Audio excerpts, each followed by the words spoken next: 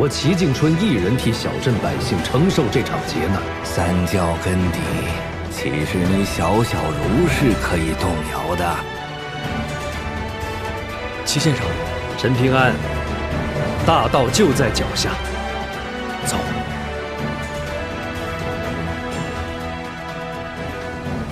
前辈，千年暗示，一灯即明。天道崩塌，天道崩塌，我陈平安，我陈平安，唯有一剑，唯有一剑，可搬山，可搬山，断江，断江，倒海，倒海，降妖，降妖，镇魔，镇魔，弑神，弑神，摘星，摘星，摧城，摧城，开天，开天。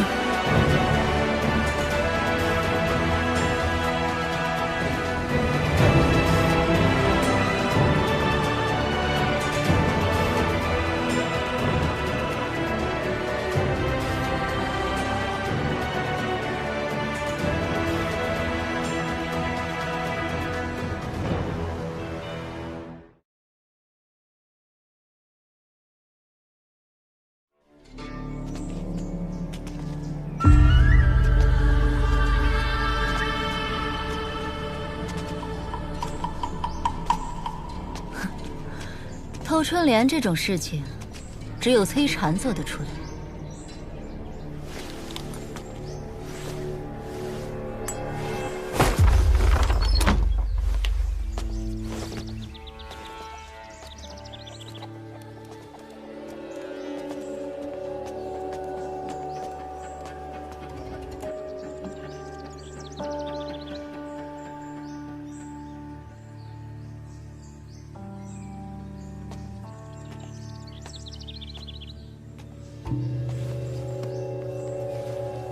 这些书在大黎京城市价多少？奴婢回娘娘的话，最多60文。看来儒家圣贤们的道理越大，就越不值钱呢。算不上富贵人家的日子，不过还挺自在。娘娘对殿下用心良苦，苦其心志，劳其筋骨。这话就虚伪了。真正受苦的孩子是隔壁那个孤儿。我家木儿可称不上吃苦。福禄街卢氏送来的那几页，连他们自己都不敢翻看的古书呢。我记得其中有门有趣的小法术。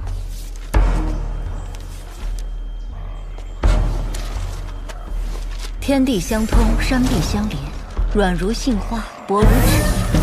五指一剑，急速开门，奉3山9侯先生律令。去！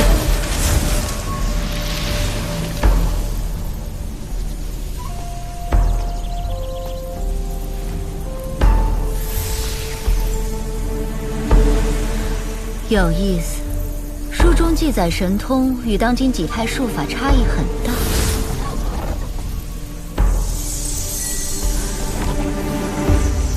这3山9侯先生究竟是什么身份？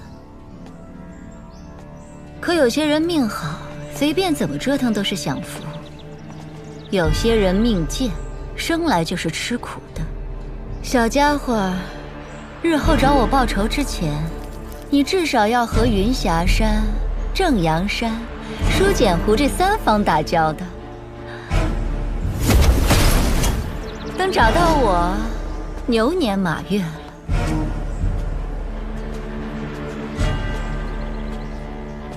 记得把锁修好，还有里面那个。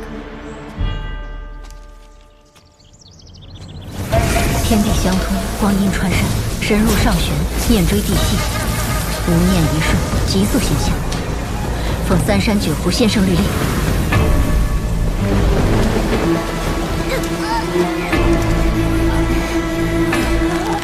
因为你违背了大英娘的誓言。我家木儿几句玩笑话，算得了什么？你一个小贱种的誓言，又值得了几个钱？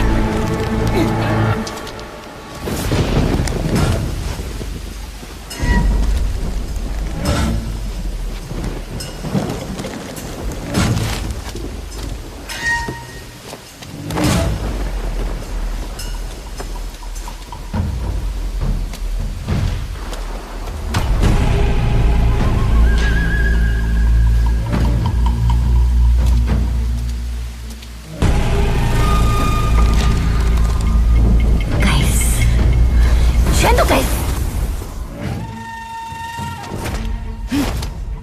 怎么，王将军觉得不对？虽然不知更多的内幕，但动辄杀伐，我确实觉得不对。不愧是归降卢氏王朝的头号猛将王义府啊！八进五人说话就是硬气。王将军是讲道理的人，如今身处一个阵营，别一言不合就打打杀杀的，我很不喜欢。不过这人呢，总是会把菩萨心肠当成天经地义。不如将王将军舍了性命尊严也要保护之人送入皇宫，或是教房司如何？娘娘说得对，属下只是断己之权，不敢乱废。属下知错，全凭娘娘谕旨，万死不辞。今天我要2颗人头落地，一颗是上任督造官宋玉章的脑袋，另一颗嘛，就是这间屋子的主人陈平安。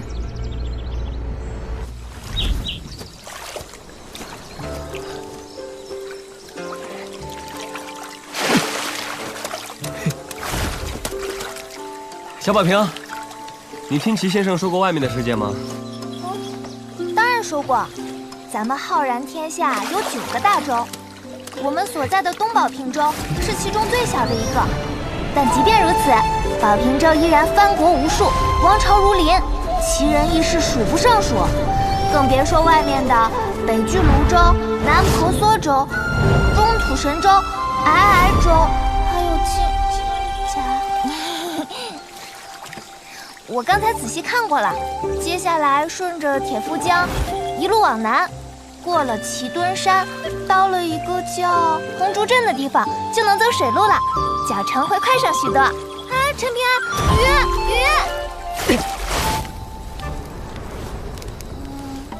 以后钓鱼抓鱼这些事，你都可以教我。还是我来吧，我本来就是照顾你去山崖书院求学的。齐先生说过，富集游学怕不得苦，就是要背着书箱，一边游历山河，一边砥砺学识，两者缺一不可，不然就是瘸子走路，东倒西歪，走不成正道。那如果以后路过竹林，我给你做一个竹书箱。真的？真的。我想此行山高路远，竹林肯定能遇到，说不定还能看到刘宪阳说的那个天一样高的山，最广阔的河，还有……宝平，如果未来我遭遇意外不在你身边了，你也不要害怕。那些山虽然看着远，但只要咬着牙，脑海里想着不管怎么样走到山脚就好，就真的能走到山脚。陈平安，你不能抛下我，我什么都不懂，一个人肯定会傻眼的。收！我是说，你一定能够走到山崖书院，而且你会读很多书，见很多世面，说不定就能成为天下第一个女先生、女夫子呢。陈平安，你头上的簪子是齐先生送你的？是啊。这是齐先生的先生送给齐先生的，然后齐先生又送给了你。那从今天起，我就喊你小师叔好了。为啥？这样的话，如果哪天你打算丢下我，就会想，我陈平安可是李宝平无比敬爱的小师叔，这样就会有一点舍不得啦。哎，能不能不当什么小师叔啊？放心，我不会丢下你的。不行。那我不给你做小竹箱和草鞋了。啊！世上哪有不给我做小竹箱和草鞋的小师叔啊？爹，那个泥腿子凭什么跟小姐这么亲近？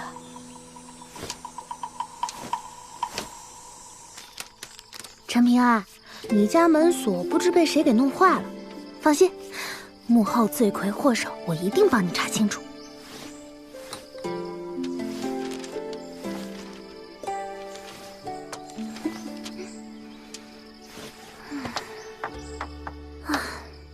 爹，你给陈平安找的剑修到底行不行啊？不行。阮师，我再买下神秀山周边4座山头赠你，如何？多此一举。你为何执意杀陈平安？不惜花费如此大的代价，以至于让他离开大黎边境再下手也不行。圣人面前无虚言，我家木儿马上就要进入大黎京城，到时候会有一场大机缘降临，未免节外生枝，扰他心境，我必须尽早斩草除根。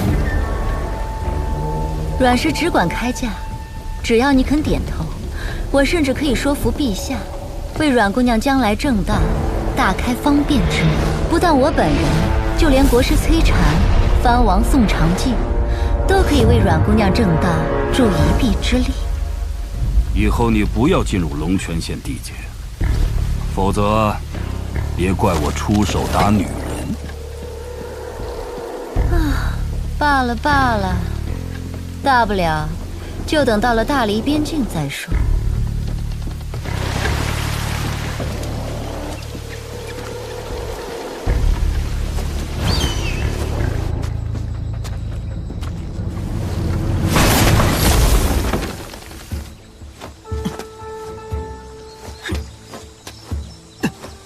爹，我们要躲到什么时候？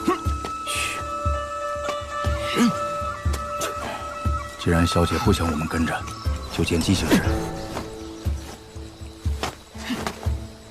怎么，不服气？难道忘了是谁把你教训了一顿？我可是武道2境，要不是当时在小镇，你不许我运转气机，我一只手就能撂翻他。那个少年境界虽然不如你，但底子比你扎实。除非是点到即止的切磋，否则你赢不了他。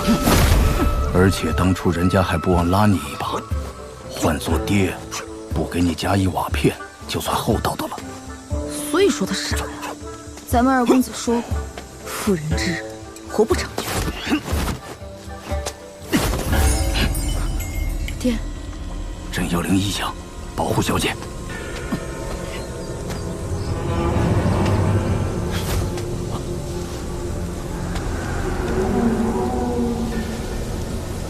宝平，身后。小师说，书上说，这世间有山精鬼魅、妖物作祟，他们性情暴戾，喜欢以人心肝做下酒菜，尤其是读书人，则会最为险难。你平时看的都是什么书？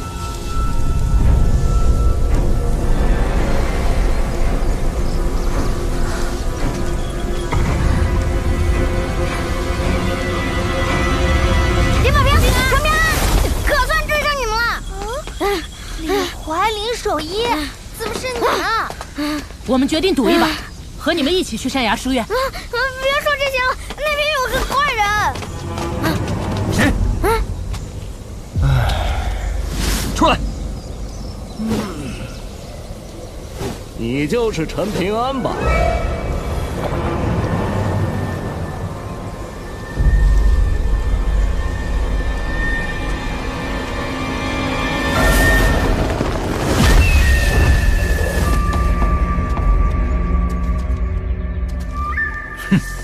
故意绕开主路，专挑这等险地。这陈平安人小鬼大，谨慎得很呐。不过是志同把戏。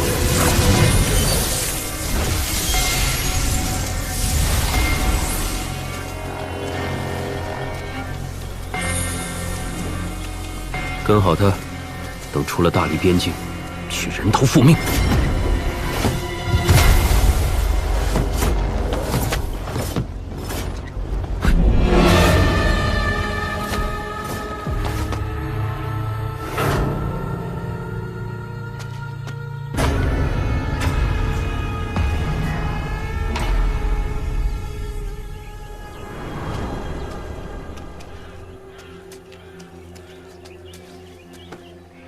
没有外伤，皆是被浩然罡气震碎经脉而死。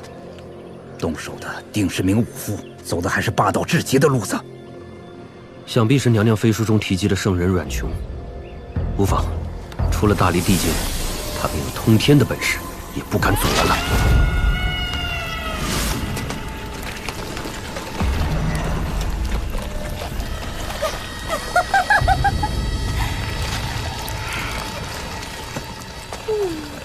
那伙人碰不得，这两个就当是补偿了。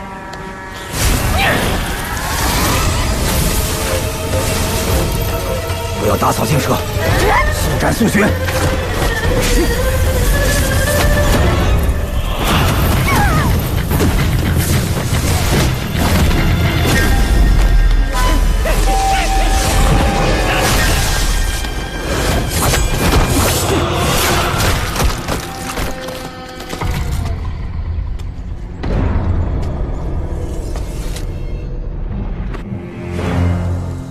你就是陈平安吧？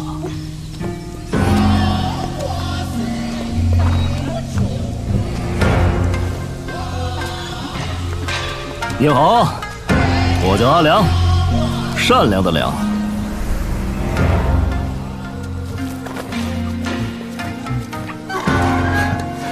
我是一名剑客。剑客？暂时找不到配得上我的剑，所以只好以此代替，用来羞辱天下用刀之人。哎，别这么严肃，自己人。我会送你们到大黎边境的野夫关，在那之前，我们结伴而行，有个照应。你怎么会知道我们的路线？因为我猛呀。龙王打哈欠，能吸进去一条江，真是好大的口气。朱可叔叔，朱露姐姐，原来你们一直跟着。陈平安，我是李家仆役朱和，这是我女儿朱露。我们此行奉老祖宗之命，护送你们去大隋。小师叔，对不起，我怕你不喜欢他们，就骗他们去小镇东门了。喂，叫阿良的，今天不把话说清楚，我就当你是我砥砺武道的磨刀石了。你认识阮师傅？久闻大名，听说他女儿出了的愈发清新动人了。你再说一遍。我是风雪庙神仙台魏晋。我叫阿良。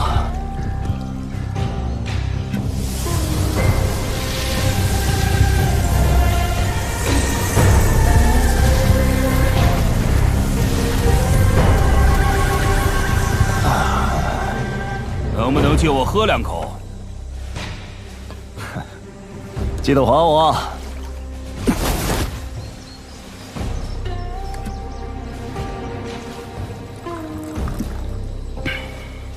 都说魏晋为情所困，这只杨戬壶中蕴藏的剑气精纯浩瀚，透着一股哀伤，应该是他不错。更何况以魏晋的修为，想要从他手上杀人夺宝，那此人的境界岂非登顶？陈平安，你可以放心，他是我从风雪庙请来的帮手，会送你们去到大理野夫关。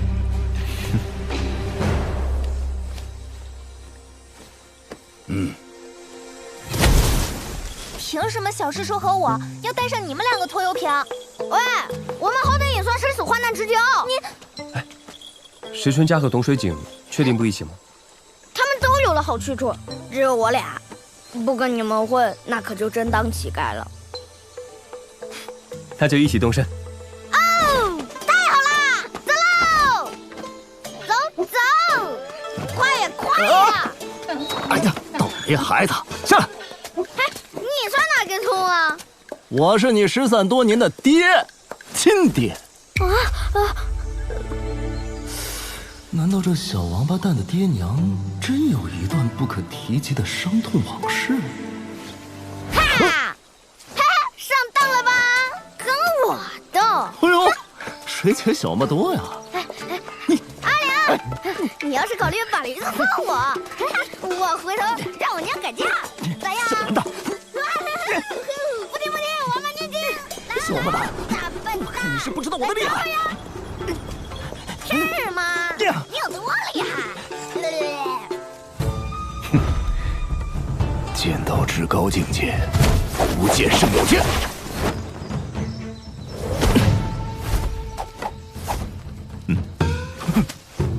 净吹牛！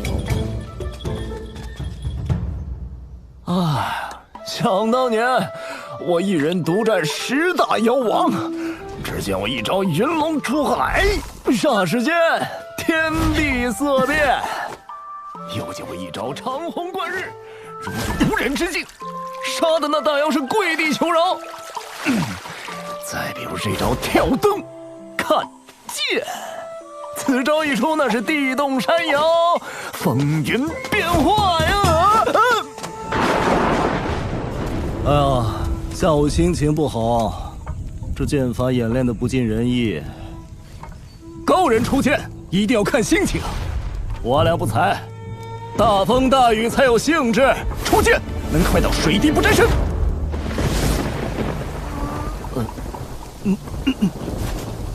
看啥看？老子脸上有花呀！哎，你们还有没有一点慈悲心、怜悯心了？看，让你们看，多找个趁手之物的。我去山上找，今天高低让你们见识见识上乘剑术。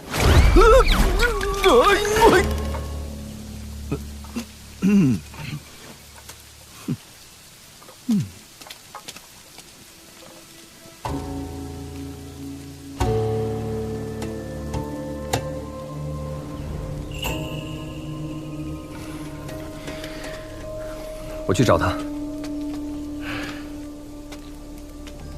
我陪你去，这天气容易出事。不用，我以前在山里采药，多遇到这种天气。我清楚地记得，阮师傅叫他的名字是魏晋。不可否认，这2天他很有意思，但也很有问题。他的身份总要弄清楚才行。朱伯伯在这里照看，我才能放心。多加小心。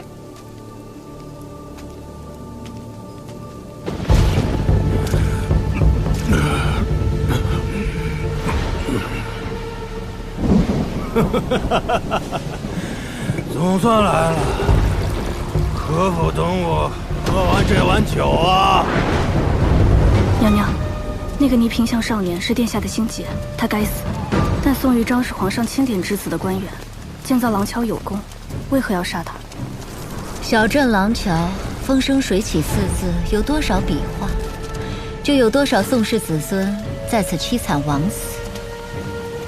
既然宋玉章知晓了此事内幕，那他就必须死。可真正让他必死的，另有其事。能不能帮我捎一句话给宋继新啊？如今应该叫宋牧了。说那个叫宋玉章的家伙，这么多年一直都想跟他要一副春联儿。真当他是你的私生子了？你这不是找死是什么？宋牧是他私生子的传闻闹得人尽皆知，他宋玉章非但不知收礼，还敢对宋牧流露出父子真情，真是该死。我宋玉章年少时喜读游记，看到东保平州最南端的老龙城，常年有大潮拍岸，天下壮观。那就当这一碗大梨酒是那南海大潮之水。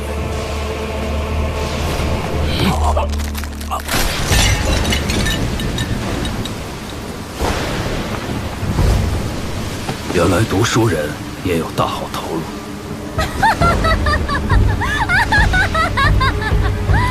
就是不知道这另一颗人头又能有几斤几两。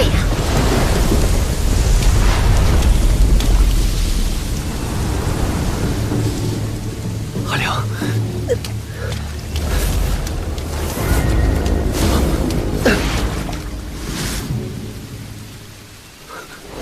陈平安，跟你一路着实辛苦，想向你借样东西。你跟踪的那个废物，纯废物而已。不瞒你说，如果你留在那个五福身边，或许还能再多活几日。很不巧，是你的小心谨慎，送给自己的性命。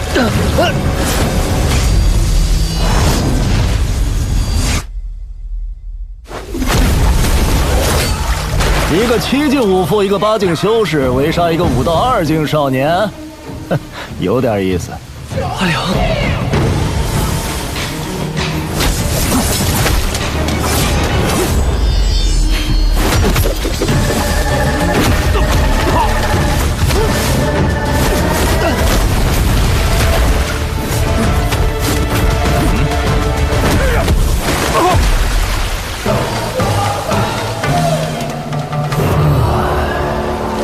别留手，用全力！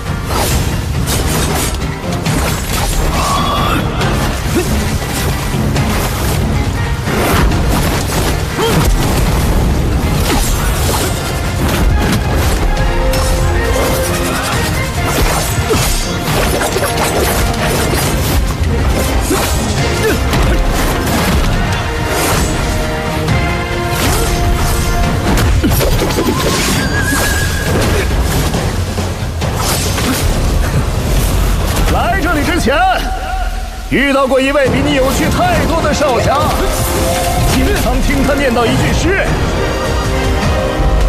野夫怒剑不平视，磨损胸中万骨刀。”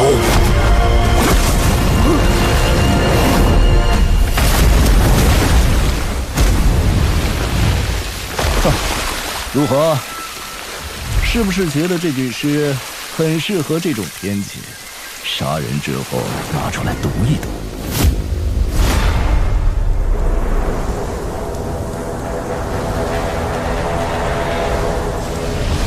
阿良临走前有说什么吗？他说要去见一位少年，那个少年拿走了一件他志在必得的东西。对了，他还给你们留了份礼物。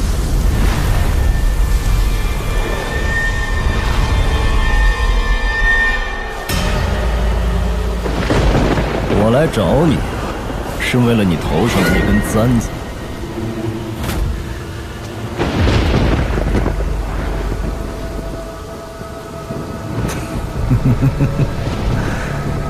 是不是觉得自己要死了？你到底是谁？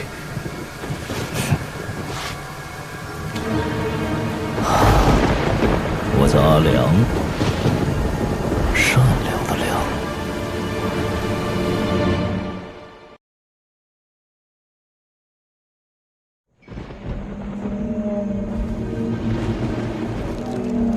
我来找你，是为了你头上的那根簪子。这根簪子很普通，只是普通的玉簪。你说了不算。你到底想要什么？你能不能放过他们？退一万步说，那根簪子是寻常的文人事物，也不属于你。退一百步说，那可是齐景春保存了这么多年的东西。我不相信没有暗藏玄机。如果只退一步说，那就更厉害了。它甚至可能是一只文脉薪火相连的幸运。陈平安，你觉得戴在你头上合适吗？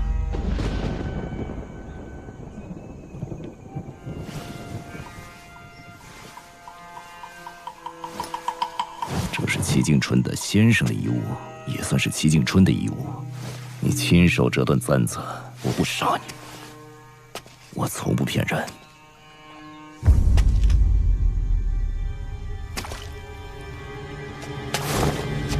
还真有点像。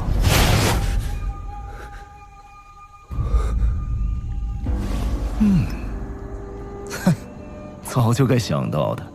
按照穷秀才的脾气和齐景春的性子，传下来这么跟普通簪子才是正常。拿回去。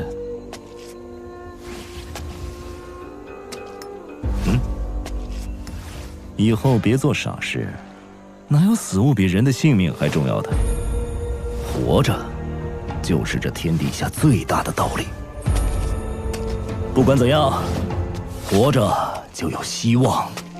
记住，以后不管遇到什么，都不要对这个世界失去希望。阿良，你认识齐先生？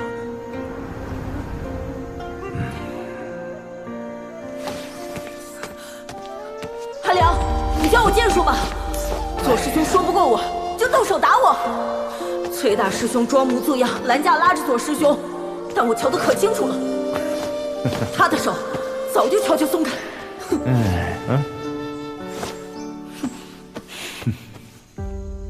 齐景春对这个世界很失望，那是他的事。你陈平安别学他，你还没有见识过这个世界的好与坏。更何况我阿良又不是读书人，你陈平安暂时也不是，所以，知道吗？你拿走了一样我以为是囊中之物的东西，我甚至已经在那个地方刻下了一个字，结果等我屁颠屁颠回来，是这么个惨淡光景。所以，你以后没有本事在那里刻下2、3个字的话，看我不休你！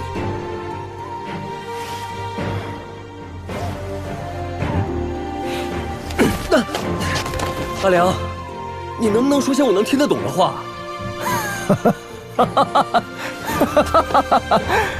可以啊，我叫阿良，善良的良。对对对，我是一名剑客。就这么定了。我会送你们到大理边境，相信到了那个时候，那帮孩子也能轻轻松松远游求学了。暂时不会有乌烟瘴气的事，但在那以后，你就得自求多福了。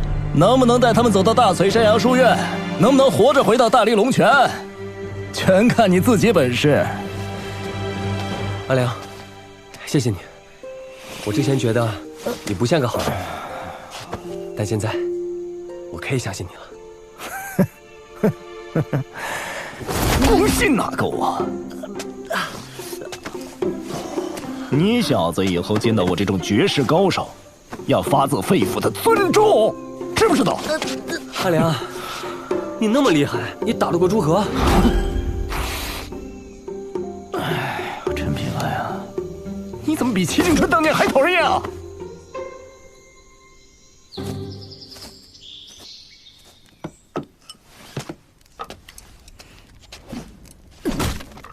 哎，阿良。陈平安说你昨天晚上上山拉屎去了，因为这样就可以不擦屁股。是陈平安说的啊？阿良，你人帅脾气好。我有一个姐姐，要不要以后介绍你们认识认识？她叫李柳。名字虽然难听，但人可漂亮了，绝对不骗你。林守业和董水晶2个色片都眼馋我姐呢。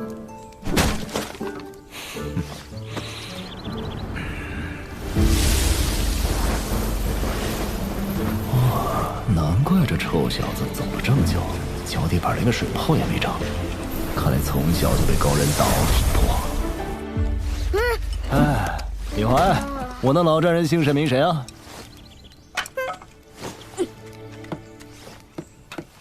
他爹叫李二，小镇出了名的酒鬼混子。李怀没少因为他爹被人嘲笑。小兔崽子，身在福中不知福呀！有心事啊？要不要喝一口啊？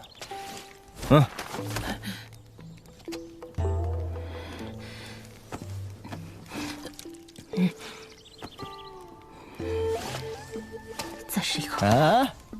不贪杯才有乐趣。什么好东西，我也要喝。哎呀！哎，去，滚一边去！阿良，干你娘！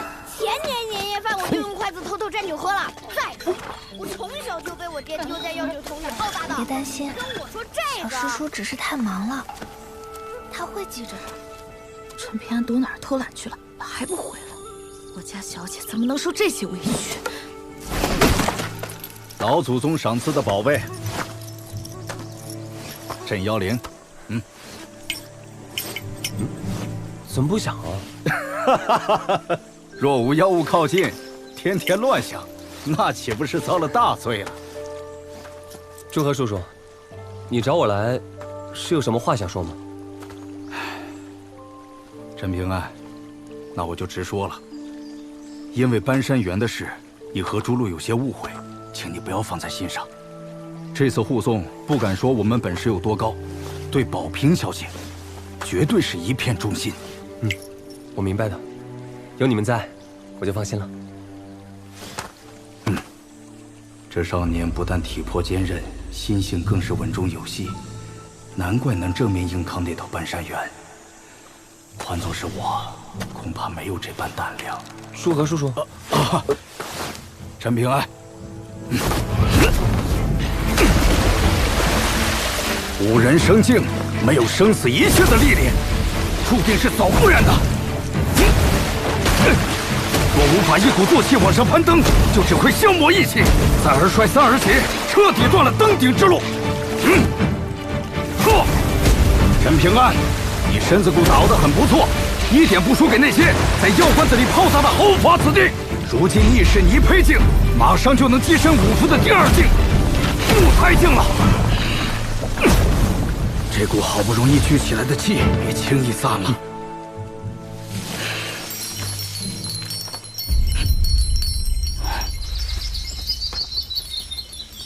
此地不宜久留。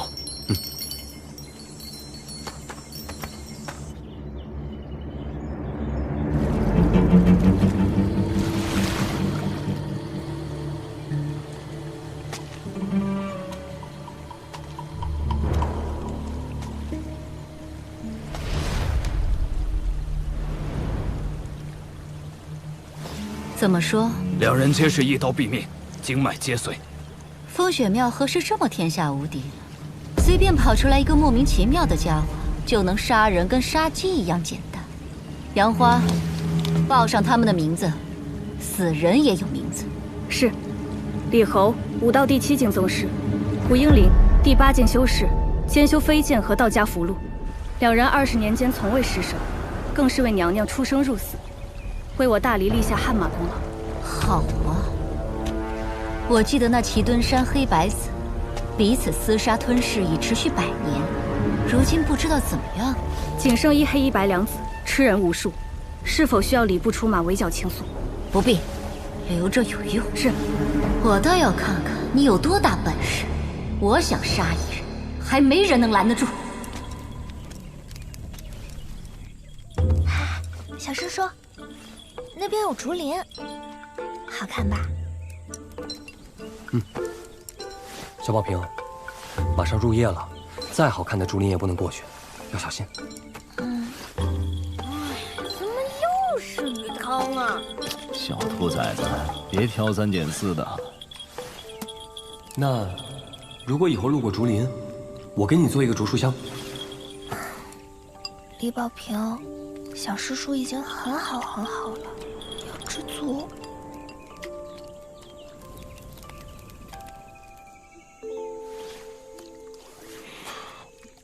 阿良，你其实不是阮师傅整来的那个魏晋吧？那家伙九品奇差，哪有我半分潇洒？我教了他一手上乘剑术，那小子茅塞顿开闭关去了。嗨，葫芦是酬劳，毛驴嘛，我帮着照顾而已。练武之人，不能喝酒的。嗨。阿良，这次远游大隋，其实我很怕自己做不好。哎呀，你做的已经足够好了。这一路上你就没有睡过踏实觉，不仅要守夜，还要磨刀喂驴，更要计算每一个人的脚程，还要提前打探路线。光是生火做饭，这帮小崽子们就众口难调。哼，换成是我，早撂挑子了。唉，可你陈平安也只是个屁大点的孩子呀。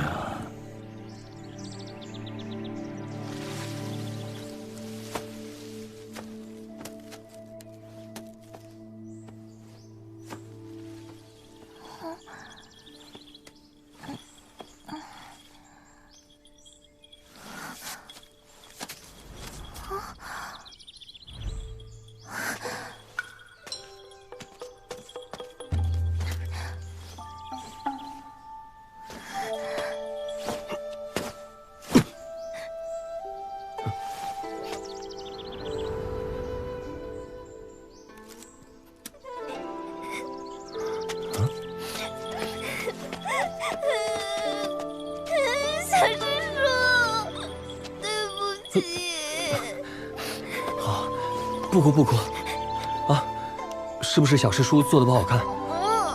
小师叔只见过一次小书香，等以后见着更好的了，你告诉我。没有比这个更喜欢的了。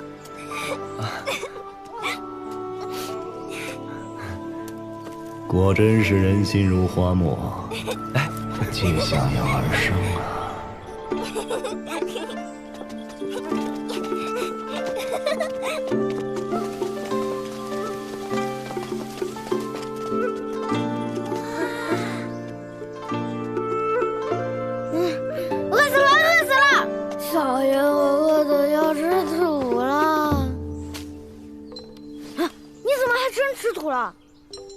蛇有蛇路，鼠有鼠路，变风食水，吃土下套。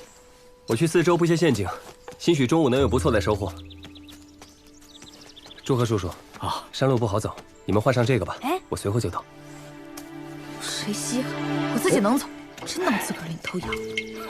放心。哎，陈平安，这是你自己做的，莫猴儿怪。主路。我回头多给你做一些草鞋吧。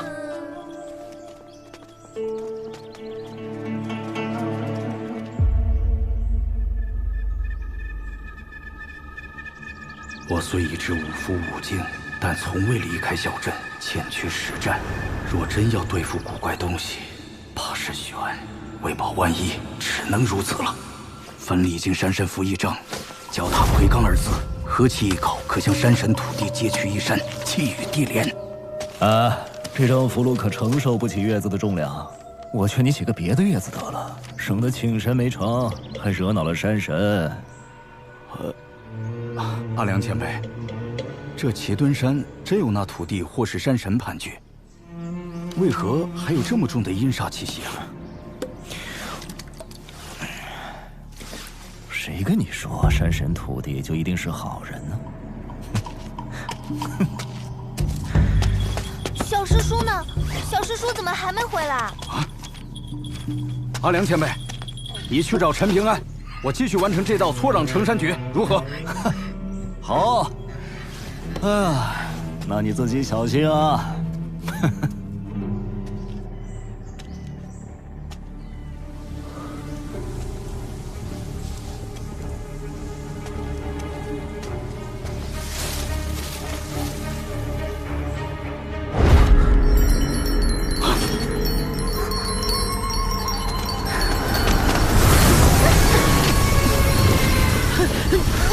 三山九侯先生律令，是。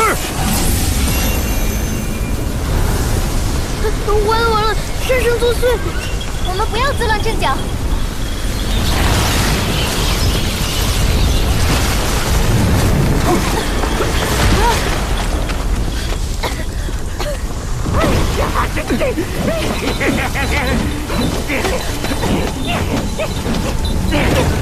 干你祖宗18代！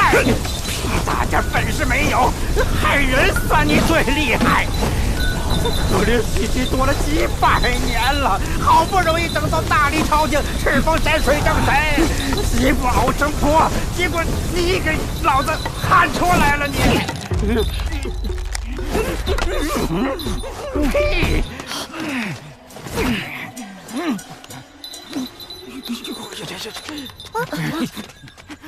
有本事自己去杀那对畜生啊！啊！你在躲谁啊？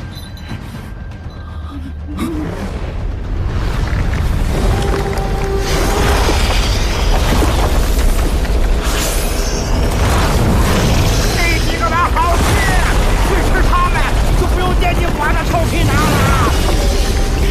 灭配不土地神人，老天爷真是吓人！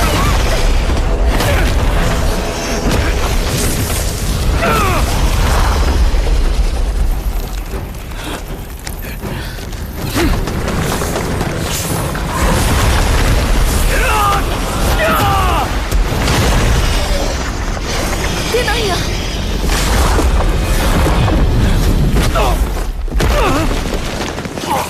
爹，住口吧！别过来！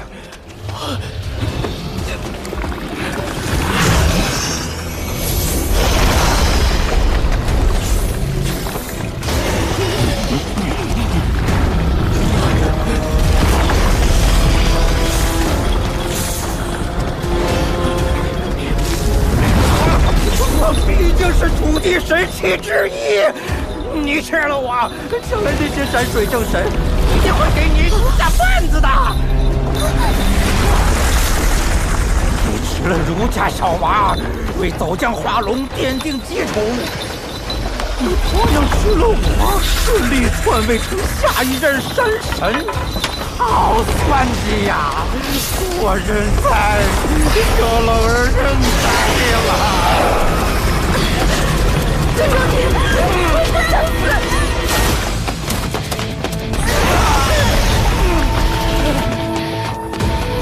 有天下最好的小师叔，所以我才不怕你。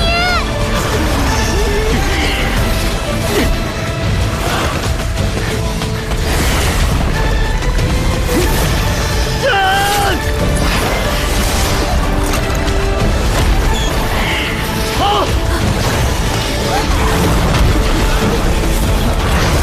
魏天聪，我来对付他。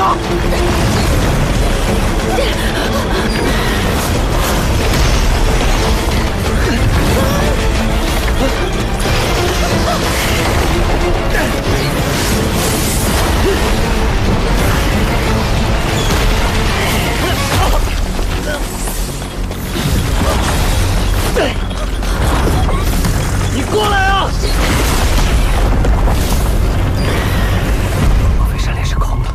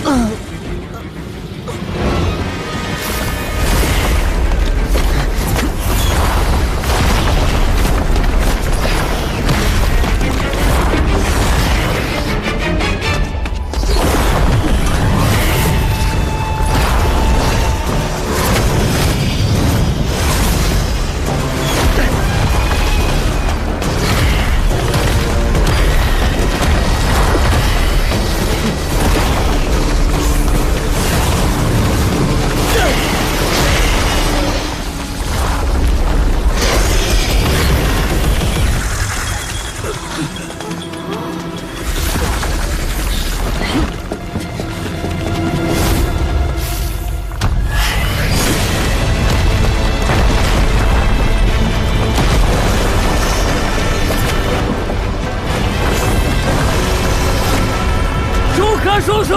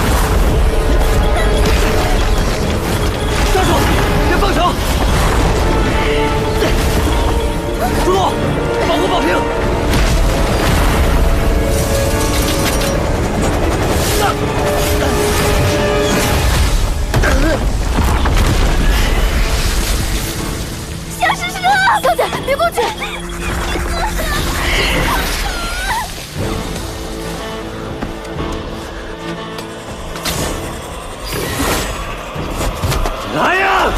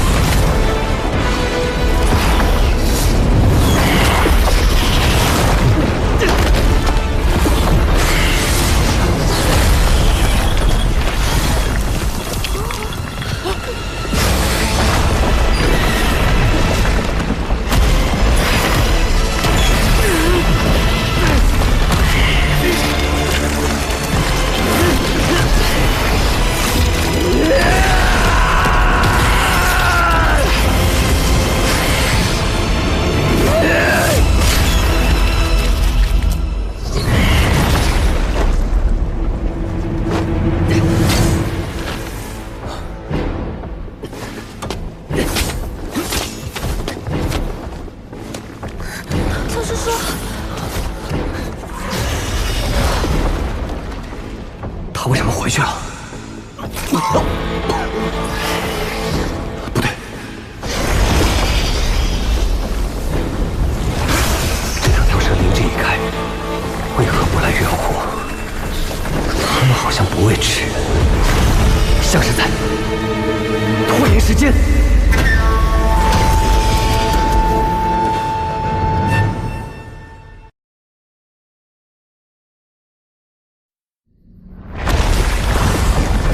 挣扎了！这孽畜故意不着急吃掉你，无非是在等你完全激发气血，否则哪怕吃了你，仍是消化不掉你的精气神。要晓得，那才是真正的大补之物。束手束脚，窝囊是死，不如放开手脚，痛快一战！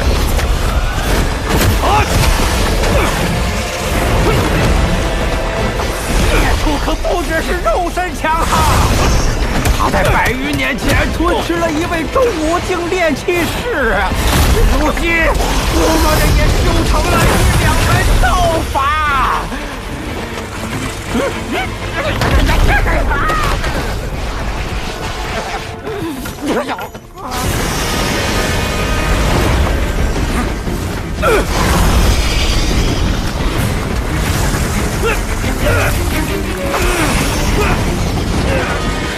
快把此决踩平，我就能不受此符束缚，助你们一臂之力。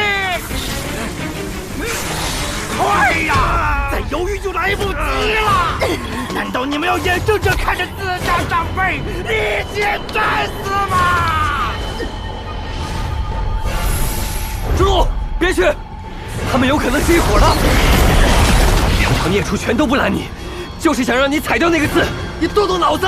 一伙儿的，阿良前辈呢？他怎么不来救我们？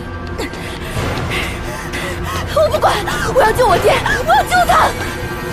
你们根本就没有人在乎他的生死！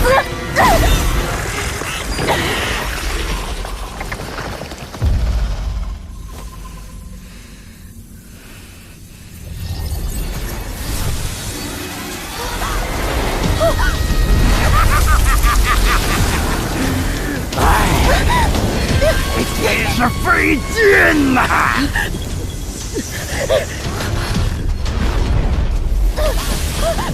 救父心切，理解，榆木脑袋，同情。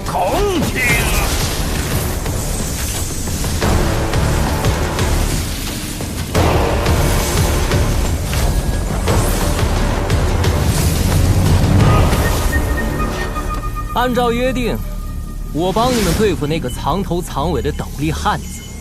至于这些家伙，随便你们处置。骗人！你骗人！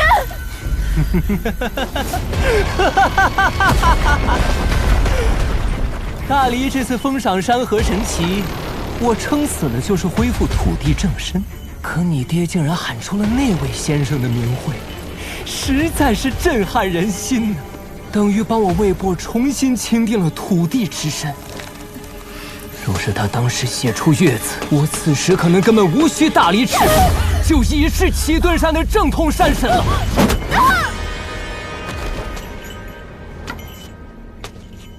那个阿良呢？不拜山头也就罢了，还敢做我的交椅，还从中作梗让月降赐，给我滚出来！滚出来！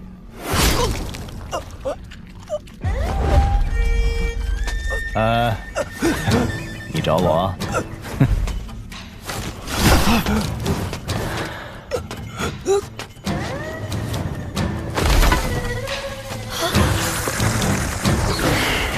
哎，前辈，今日误会，是我唐突了。你们仨配合的真是天衣无缝啊，尤其是那张狂的笑声，很精彩，我喜欢。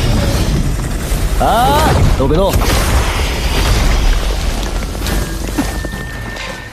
哎呀，快夸我，夸我呀，使劲夸我，我金夸，再肉麻我都接得住。阿良，你是不是又拉屎去了？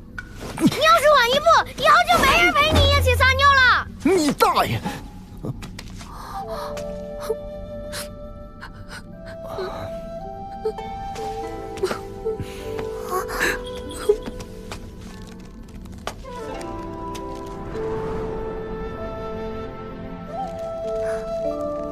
小师叔，不打紧。爹，慢点。大难不死，必有后福啊！爹，您别说话了。多谢阿良前辈出手。到了红烛镇，请你喝新酿的杏花春。哎，老朱啊，大恩不言谢嘛，记在心里就好，说出来显得没那么有诚意呀。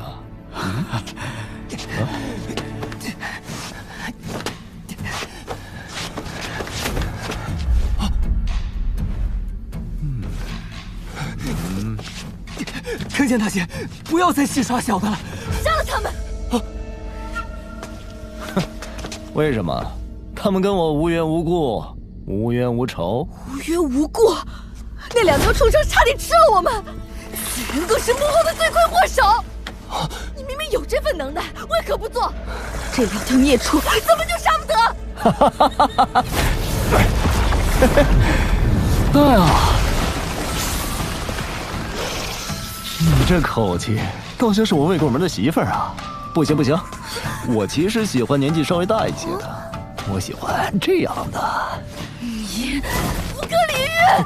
鹿儿，不可无礼，一切交由阿良前辈自行处置。好啊啊，那我就说了算了啊！老话说得好，做人留一线，日后好相见。可害我受了这么大惊吓，没有一点补偿就不合情理了。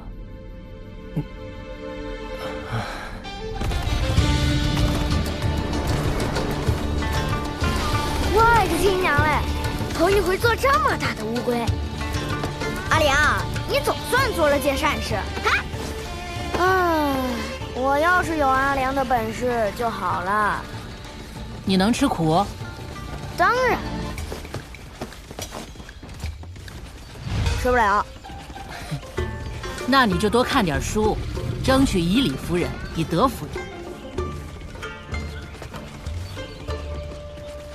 我娘说过，谁吵架嗓门大，谁就有道理。我家本来就穷，我爹没出息，我姐也扭扭捏捏的，注定要嫁人。我就怕，等我娘老了以后，吵架吵不动了咋办？我要是靠讲道理，我们家岂不是得被人欺负死？所以，阿良，你什么时候再做一件善事啊？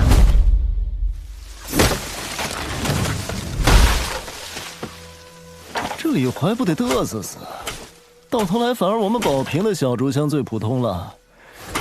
这片竹林算是他未播的老底子，积蓄了100年的山地灵气。如果我是他，宁可多舍弃些竹子，换心中畅快。对于我来说，胸中那口气是否纯粹，要远远强过积蓄什么山地灵气。哎，之前跟你说的那件事，考虑的如何了？我会试一试。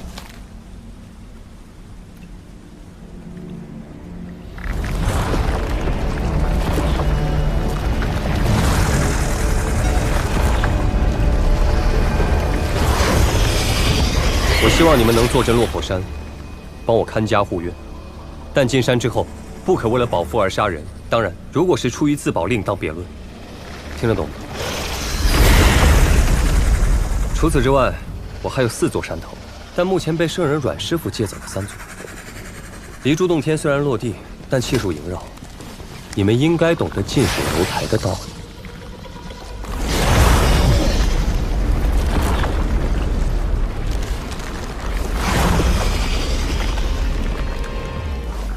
奇墩山比起我家的山头，灵气肯定远远不如。你们在我家地盘上修炼，应该会事半功倍。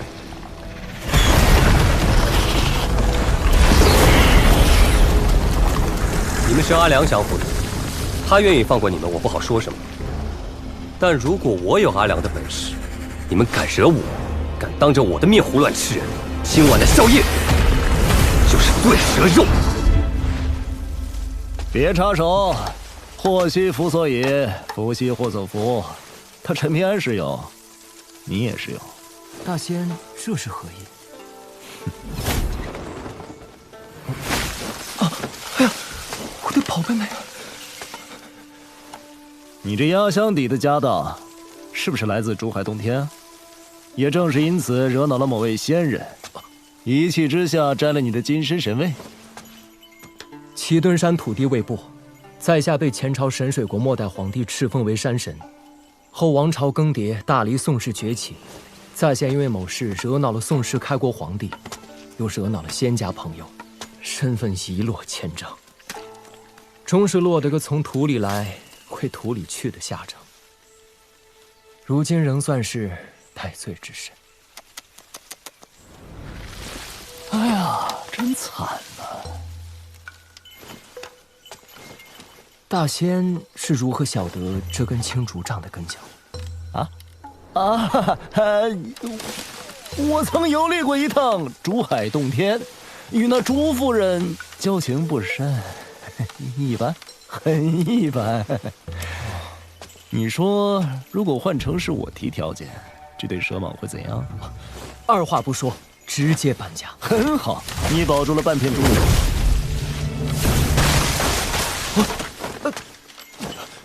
大仙息怒，大仙息怒。我听说这对蛇蟒本是神仙棋盘上的黑白子，黑子是屠大龙的关键，所以知道进退，志向深远；而白蟒只是一颗弦子，行事便完全顺从本心。那你还敢让他孤身赴会？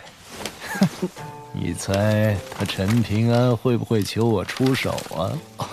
那肯定啊，没人会拿自己的命开玩笑。好啊，我们打个赌，我赌他会求，你赌他不会。那要是我输了，你输了，剩下的半片竹林就没了，我还会把你打回原形。敢问大仙，小人赢面有多少？1/10。100%。陈平安，只管狮子大开口，如果真出了事，我肯定会出手，别怕。大仙，这下我岂不是半点胜算也没了？那可说不准，万一这少年身上还藏了些压箱底的手段呢？好处我刚才已经说了，同意与否，你们自己选。阿良必然不会出手。我们家乡有一座螃蟹牌坊，其中有一块匾额上写着4个字：莫向外求。自己都做不到，如何要求别人帮你？这一点，阿良肯定比我更清楚。如果我需要阿良出手才能镇住你们，那你们早晚会无视约定，在我家山头随意伤人。所以，你若只是忌惮他，大可不必。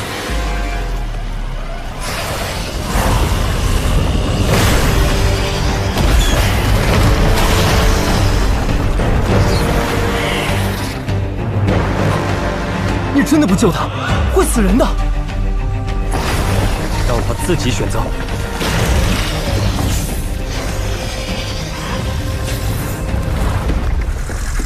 我看得出，你因为折损一翅的事而恨我，但既然你听得懂人话，也希望你能通人性。答应与否，你只需要点头或者摇头。丑话说在前头，若不答应，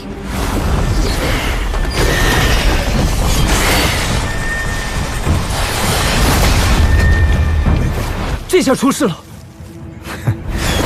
那也是他自己选的。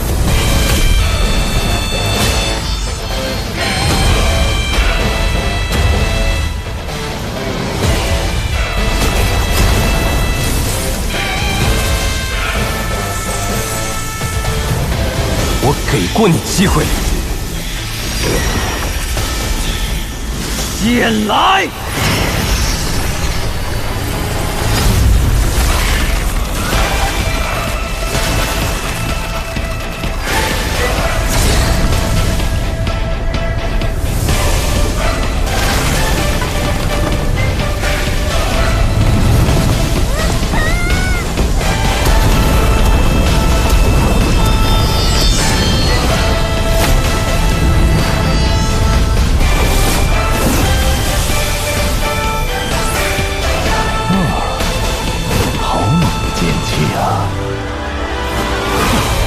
不愧是他祖宗。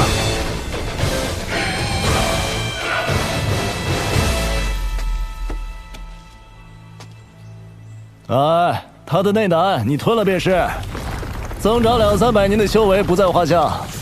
不过接下来去落魄山的事，还需要陈平安再问你一次吗？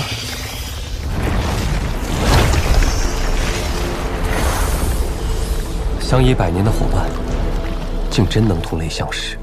一山容不得二虎，他们可没有你这般读书10里的运气。你看他的样子，其实早有打算。我也是顺水推舟。这个山精魑魅，皆以食为天，给了他威慑，再给点甜头，换来他帮你去落魄山坐镇气运，很划算。哎，少了一缕这么厉害的保命剑气，就不心疼？不心疼，之前攒在心里的一口气总算出了，现在痛快得很。哦，怎么个痛快法？以前我练武就是为了活命，但现在觉得目标可以再远一点，再高一点。你做了比亏到姥姥家的买卖，你知不知道？你害得我输惨喽！你拣选一根好一点的老竹，我要换一把竹刀。就当是你朋友的赠礼了。还有，我那朋友帮你赢下了半座竹林，做人要知恩图报，你意下如何？理当如此，天经地义。哎呦，嘿嘿，坐地分赃喽！哎，规矩只有一条，一人一剑，不许反悔啊！想独吞啊！阿良，分了宝贝，这盒子送我呗。你算哪根葱？我娘改嫁这事儿，你就别想了。但如果你娶了我姐，我就是你姐夫了。那就小舅子。小师叔，你怎么还不来拿宝贝？你们先拿就是，我最后一个选好了。没关系，小师叔，我帮你选。我给小师叔挑东西。我只要这本书就好，不跟你们抢其他东西。哼，嗟来之食，我才不稀罕。阿良前辈，这真是传说中的英雄胆。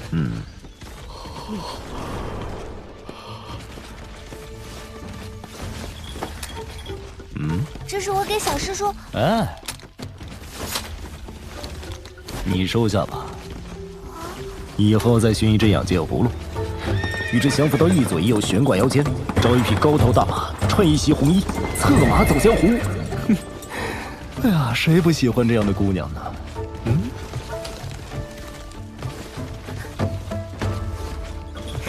小师叔，阿良说这把刀可好了。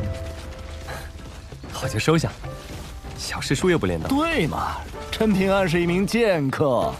说话算数，这匣子归我了。哈哈，你有那么多宝贝放吗？还我！我答应帮你在落魄山建造一座小竹楼，做赏景之用。到时候，我便与黑蛇一同前往。希望我们的这桩善言能够善始善终。好自为之。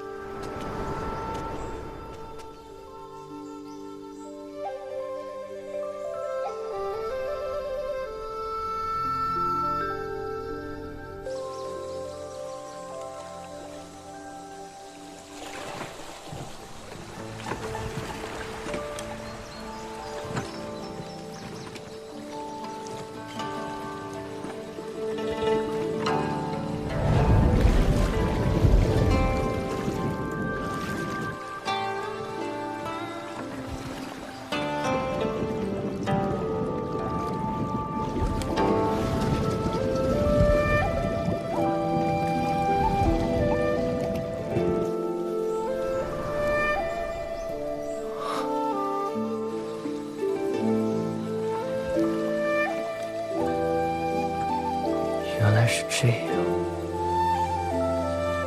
前尘已矣，新生可期。他如此，我便放心了。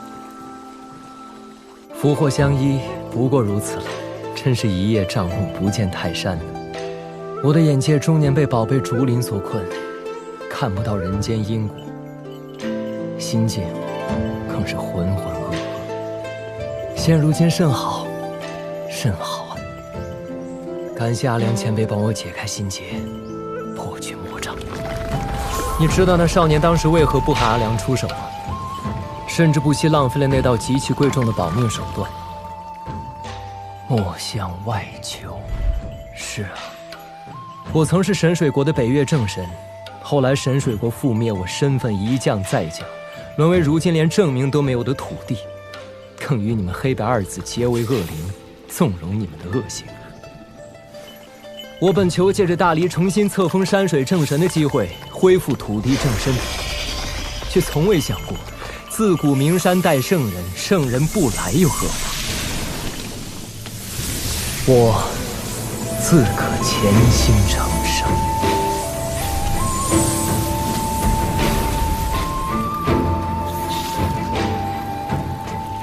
算是那少年送你的乔迁之礼。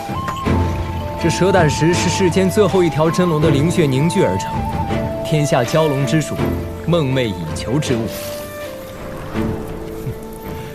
走了，你我便去那落魄山，做那落魄人。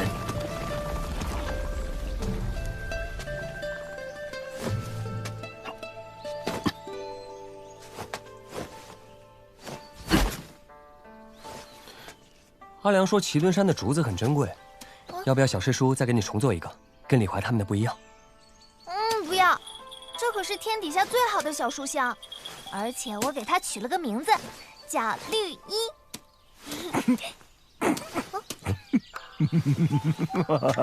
这是什么配色呀？幸亏小宝瓶够可爱，不然能让人笑话死。阿良。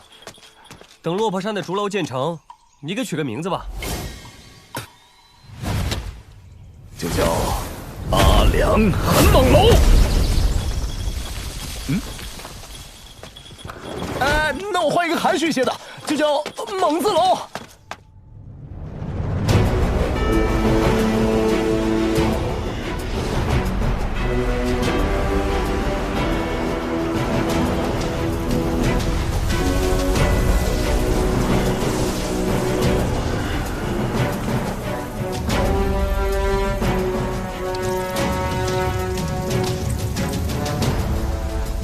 听说那人是陈平安找来的帮手。不管他是谁，既然破坏规矩在先，那我大离就要跟他讨一个说法。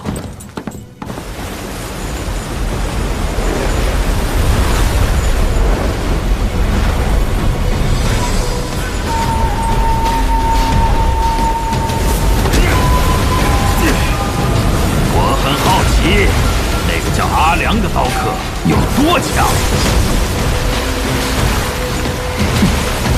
那就拭目以待了。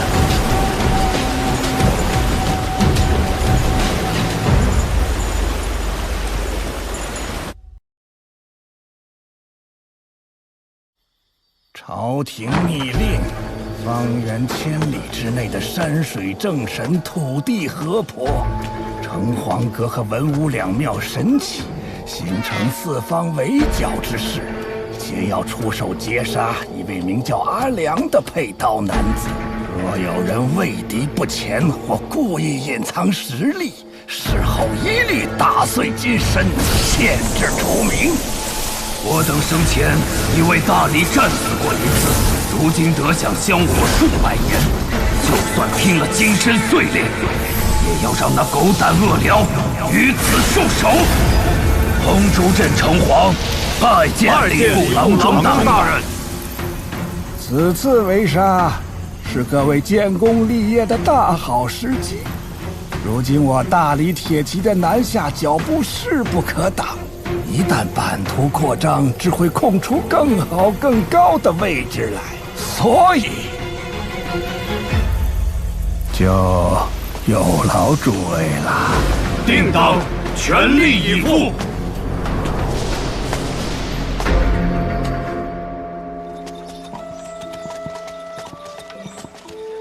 待会儿到了镇上采买完，就去看看有没有糖葫芦吧。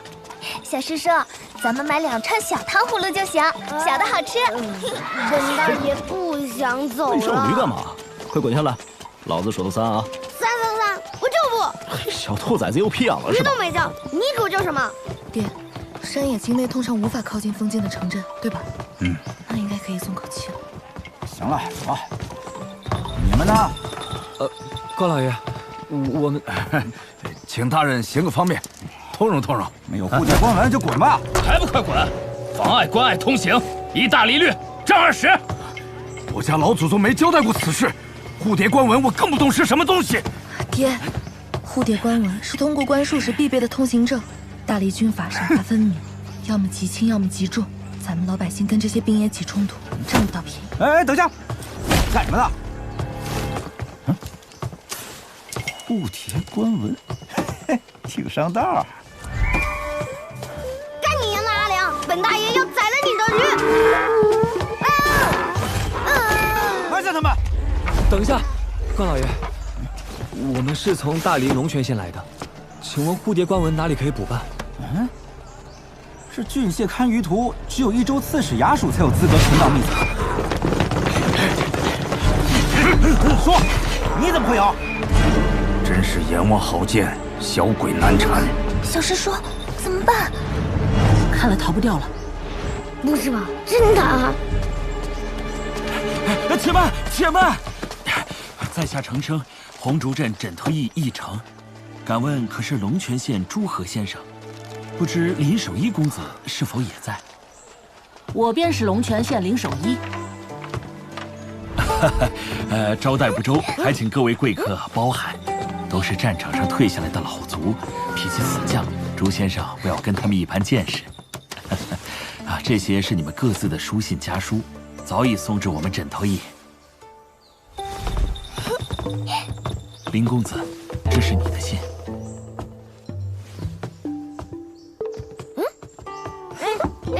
第一封就是宝瓶的。啊，宝瓶，还是宝瓶的。我有3封。怎么连纯平安都有啊？还好咱俩同病相怜。哎呀，想我没有啊？狗东西，给我滚出去！晚些时候我带各位到镇上走走。你怎么还有脸回来？哎，怕你少了个爹呀。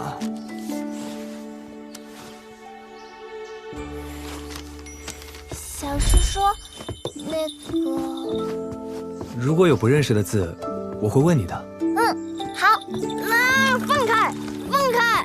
大哥真是的，对我随手抓的小螃蟹、小怀蚩照顾得那么上心，都不知道多关心关心我，也不知道他会不会被二哥欺负。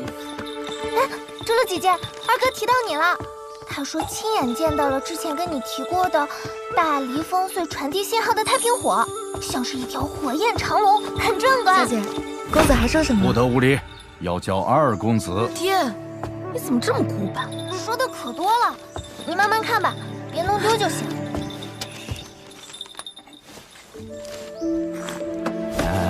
猪怎么回事啊？满脸春风的，比平时还要漂亮几分呢。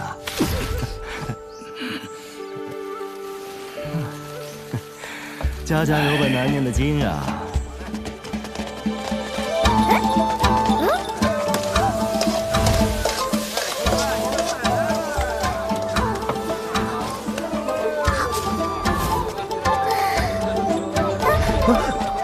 大家好。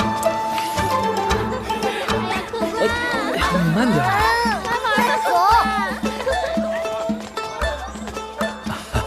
各位可在此许愿祈福。让我看看，我看看。阿阳，你这次丑绝人寰，还不如常平安呢。也没比我好多少。喂，如果有一天你在一个很出名的地方做了一件很出风头的事情，你会刻一个什么字？我会刻自己的姓氏吧。真俗气，比起我刻的那个字差远了。也正常，毕竟像我这样的奇男子，凤毛麟角啊。小师叔还可以刻我的名字，比如宝瓶的瓶。如果可以多刻几个，那就刻上心爱姑娘的名字。那你可要祈祷他最好只有2个字喽，毕竟我那个字就已经占尽天下之大风流了。程平安，你居然有喜欢的姑娘了！我啊，是谁啊？我只是说如果。对了，阿良，你到底刻了个什么字啊？我那个字，铁画银钩天下无双，比什么浩然、雷池好上太多。这里是让男人敬仰，女人腿软，天地都震颤的猛。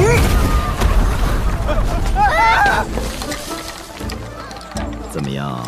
老夫刻字时可是一剑劈开12重雷劫云呐！哪个猛啊？当然是我阿良很猛的猛啊！有死我！真是光屁股拉磨。兔崽子懂什么？信不信我随便做出猛事出来吓死你？鹿儿，爹的话你可能不爱听，但齐墩山巅一战，你确实做错了。爹，你难道要我眼睁睁地看着你死在那儿？不是陈平安他爹，他当然不担心了。鹿儿，陈平安，你们先走吧。阿良，我要骑在你头上。小王八蛋，赶紧的，挑好没？本店书籍概不还价，是赚是赔，全凭眼力。小师叔，我想好了。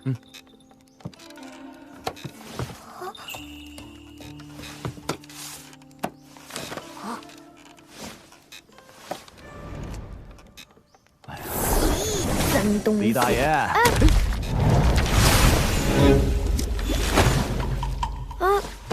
好像有。断水大牙，9两2钱，买定离手。冲疯了吧？想钱啊！本店书籍概不还价。买来会不会看？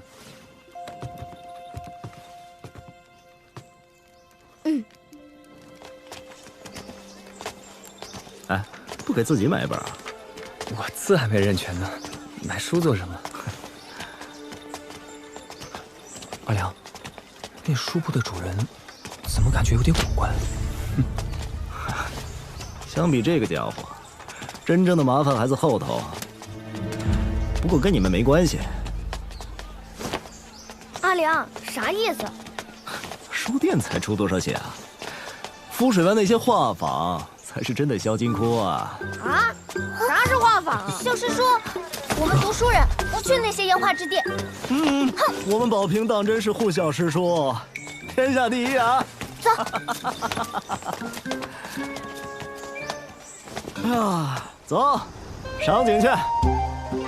浮水湾是镇上最热闹的地方，最近恰逢灯会佳节，各位真是赶巧了。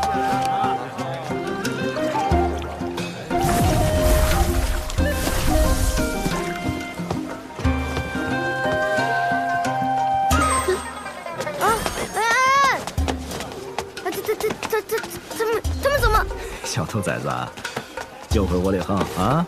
这些女子怎么画的都跟狐妖似的？小子，不懂了吧？这是红竹镇有名的花酒。我们红竹镇是三江汇合之地，这些船女都是前朝神水国的亡国移民。大黎皇帝下过一道圣旨，要他们生生世世、子子孙孙永世不得上岸，做那无根浮萍。老程，你快多给我们讲讲这些妖艳船女的故事吧。哎呦，你这小孩人小鬼大，又不是我一个人想听，阿良也想听，我帮他问的，对不对，阿良？你小子要点脸行吗？哎，说来也是段伤心事。这红竹镇虽有3江，但只有2位江神，而这最后一位江神的故事，便与这些船女的先祖有关。当初大黎与神水国交战，神水国示威被灭，他们的先祖们出逃，却无力渡江，本应被困死在齐墩山下。这齐墩山土地爷曾是昔年神水国的北岳正神，他忠义无双，暗中庇护这些船女的先祖逃亡，却因此惹来大黎皇帝龙颜大怒，便令这些姓氏的后裔亲手将山神金身砸碎，沉入江底。书上说，山神沉江如鱼儿离水上岸，神魂受尽折磨，却不能真正被置于死地。那后来呢？是一位女子冒死跳江，将那些金身一片片捞起拼凑，埋到了齐墩山，这才保住了山神一口仙气。但那名女子也因此魂飞魄散，没过多久便离开了人世，随着转世投胎，却忘了前缘。那个坏蛋山神原来是这么好的人，早知道对他好一点了。应该对他好的。阿良，我要回去。别闹，老子的花酒还没喝上呢。哼，那我自己回。我送他吧。告辞。有劳了。哎呀，李大爷真难伺候。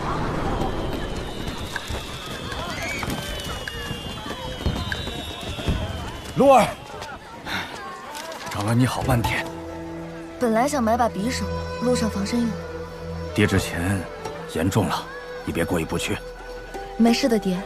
我确实看不起陈平安，但一路走来，我也知道自己为什么不如他了。哦。二公子说过，命好的人躺着也能享福，命不好的人来这世上就是遭罪。他陈平安命不差，至少不用喊别人小姐、公子。前辈，你说陈平安他平时这么抠门，为何买书时又这么大方？对自己人大方点没什么。再说了，他这买卖也不亏啊。那本断水大牙是不是很值钱？有些年头了，怎么都该值个几千两银子吧？难道小镇以外的世道，钱才是最不值钱的？市井中的黄金白银任你堆积成山，开销起来不过弹指一挥间的事情。普通人一生的积蓄，这些人却能随手挥霍掉，真是人各有命，富贵在天。出身是没得选，可活法有得选。毕竟，路都是自己选的。爹，没有关系。二公子说了，到了大黎京城，有的是法子脱离贱籍。等军功积攒够了，说不定我还能成为高明夫人呢。我家女儿长大了，回头你和陈平安说声对不起，这事儿就过了啊。等到了大黎京城，我倒要看看是哪位世家俊彦能娶到我的女儿。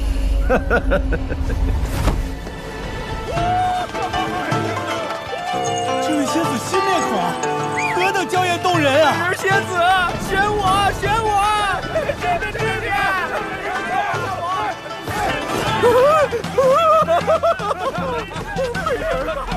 守身如玉，正人君子，死字头上一把刀。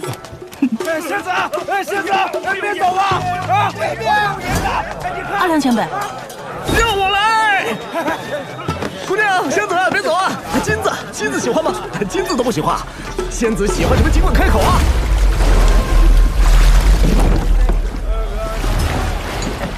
金子，自然是喜欢的，但你不喜欢。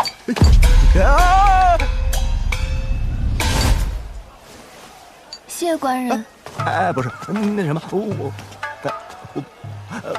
阿良前辈，不过这位小少爷可以独自登船。啊？哎呀，这小子没钱，这是何意啊？我可以不收他银子。阿良前辈，别叫，你要脸。小少爷，不上船吗？失礼了，走吧。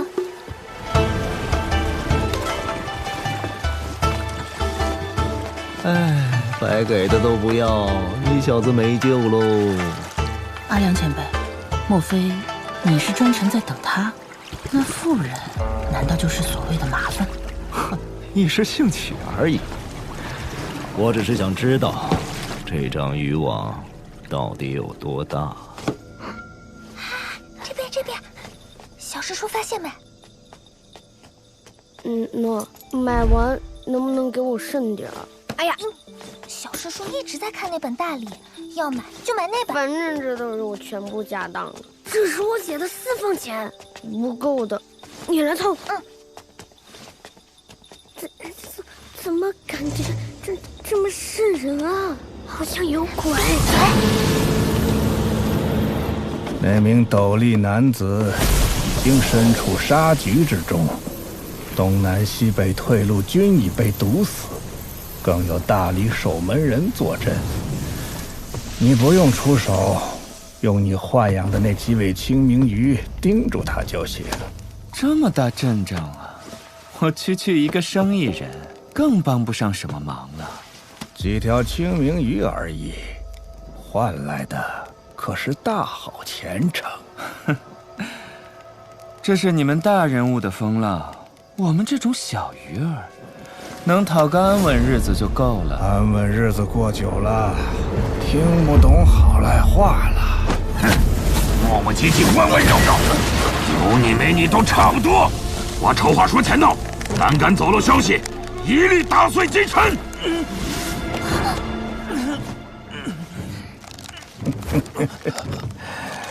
李姐，事成之后，我虽不敢保证你能成为冲淡江水神，但至少能让陛下记住你的名字。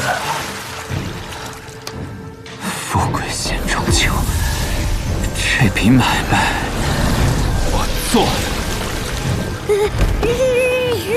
要不……谁？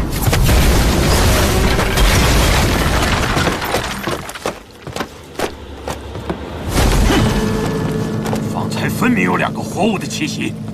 无妨，收网到了这个地步，就算走漏风声，也无关紧要。宝平，真的有鬼！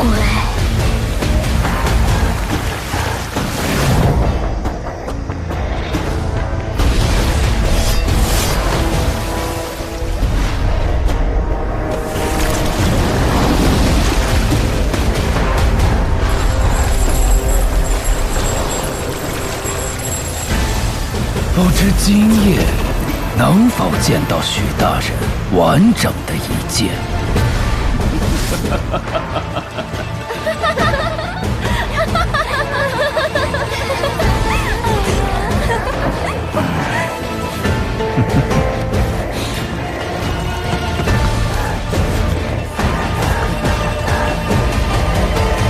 好，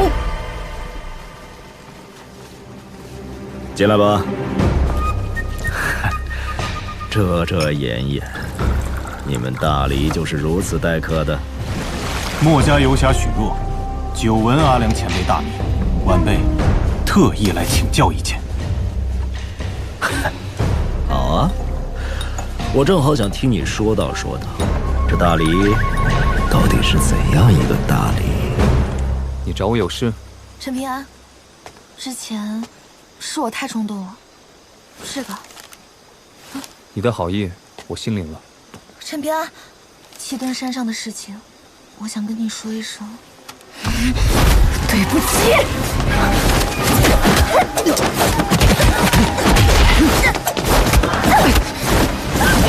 陈平安，我只是跟你开个玩笑，真的，我不骗你。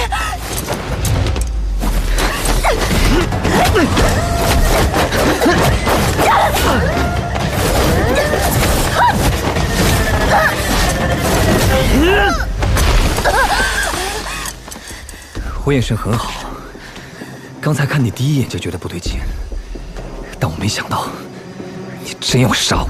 在七墩山我就知道，无论是心性还是胆识，我都比不过你。为什么杀我？我家公子的那封家书，为何专门提到了与我讲过的烽火传讯？那是给我的暗示，也自然，只有我朱露能看出其中的玄妙。家书洋洋洒洒2000余字，皆是行书，唯有7个字是楷书：杀陈平安，得高命。听不懂对不对？你是不是连诰命这2个字都没听过啊？你这个有爹生没娘养的贱种，凭什么应对我？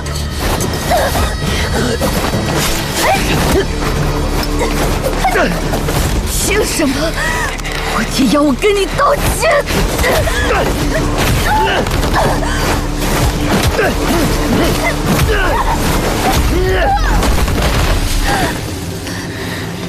我真希望那天你能像那个姓刘的杂种一样，被白山云一拳打死。如果不是宝平，你已经死了。陈平安，你站住！你是阴沟里的阿杂老鼠，不配直呼小姐的名字。你一直在引诱我出手杀你，是想让你爹没有选择的余地，对不对？卢儿，你为什么要这么做？为什么不和我说？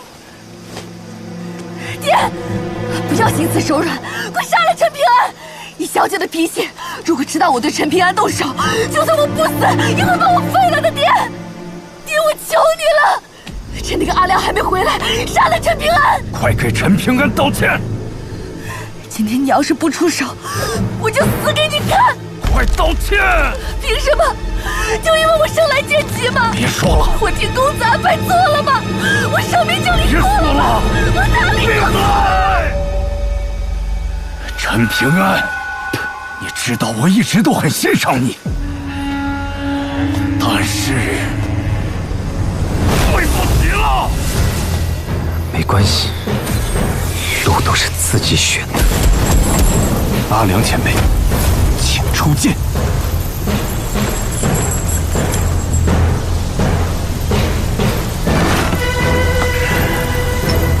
太慢，把剑收了吧，别挥霍了一剑敲的精气神。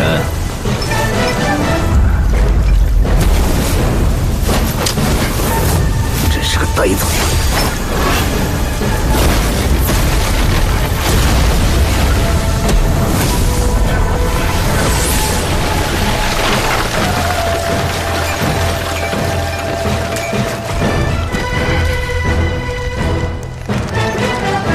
你有幸能请我阿良喝酒，就知道多问点关于我风光霁月的往事。哎呀，坏了坏了！前辈尽管放开手脚便是，在下生死自负。我像是在担心你吗？这是奸气！怎么会这样？既然你们做出了选择，那么该我了。剑来！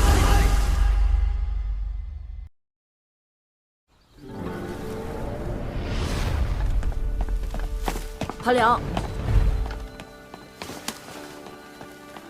我想好了，读书没用，烦得很。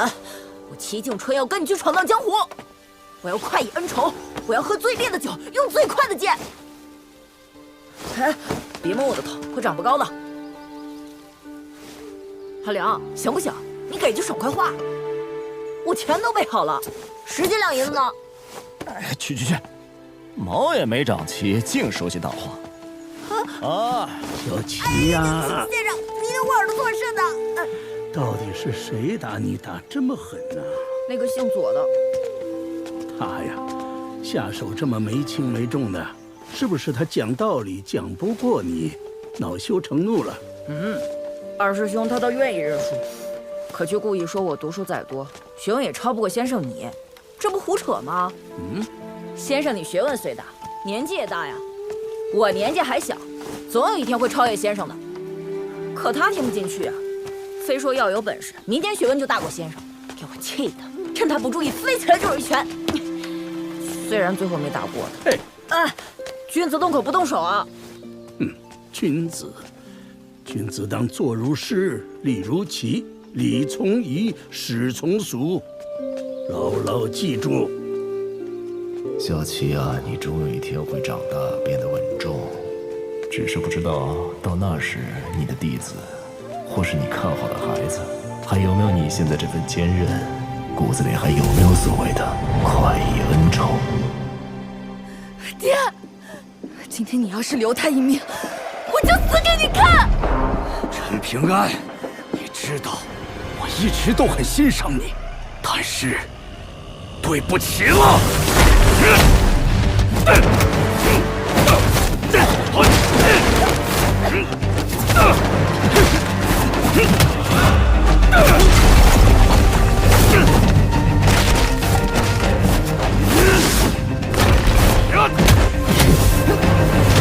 没关系，路都是自己选的。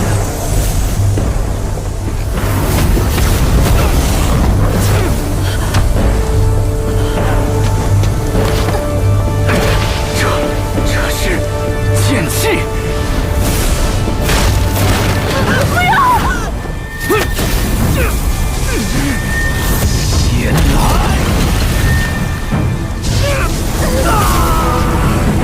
打住！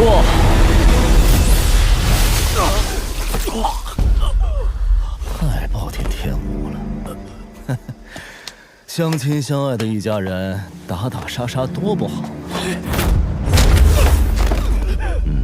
你和你爹除了要把那颗英雄胆还有紫气书一并还我，还需要拿出你爹李家的符箓。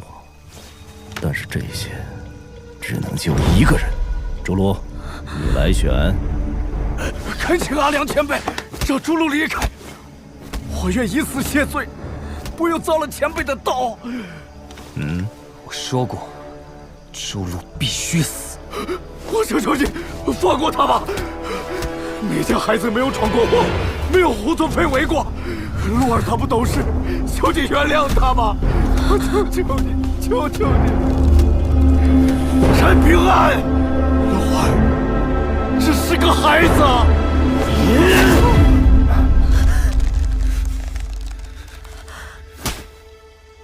可以了，有些惩罚比死残酷多了。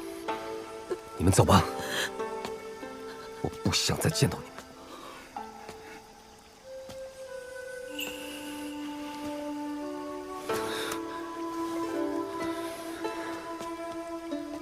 阿良，有没有酒喝？酒有的是。但我告诉你啊，伤心的时候千万不要喝酒，容易变成烂酒鬼。快意的时候喝酒，说不定就能成为酒仙。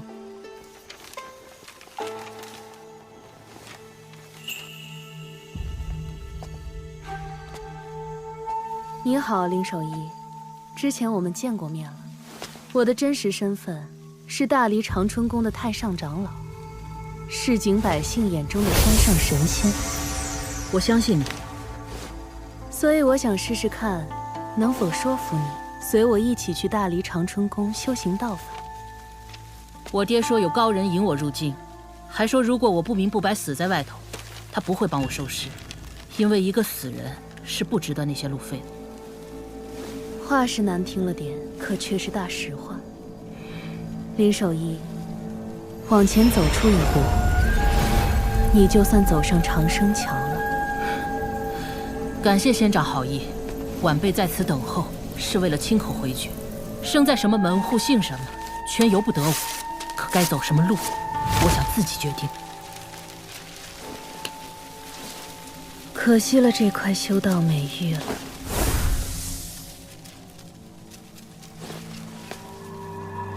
林守义，出事了！有鬼！陈平安，这一路走来，无论是齐墩山还是砍竹林，我试探过你很多次，如今是最后一次了。阿良，你莫非要走了？哎呀，当初在龙须溪边，如果你的性格不对我胃口，哪怕你是齐景春挑中的人，我也不会跟你唠叨，只会留给你一头驴子，拍拍屁股走人。至于你能不能熬到风雪庙未尽出关，关我屁事。反正早死晚死都是死。虽然不知道阿良你的用意，但我多少也琢磨出来，是不是我跟齐先生认识的缘故，你才会这么伤心？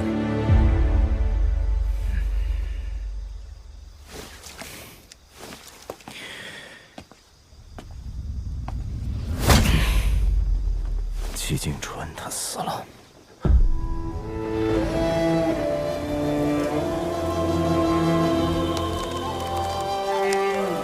其实我猜到了，却始终不愿，也不敢相信。他可是齐先生。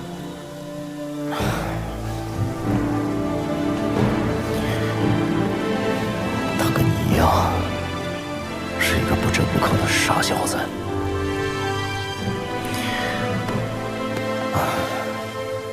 不是我阿良故意刁难你，这修行路上诱惑太多，恰好人心此物又脆如琉璃，经不起推敲。李怀的机缘，林守义的修道天赋，都可以换成钱，成为你陈平安的垫脚石。尤其是李宝平，多好的小姑娘，万一被自己信任的小师叔伤透了心，我阿良的心都快要碎了。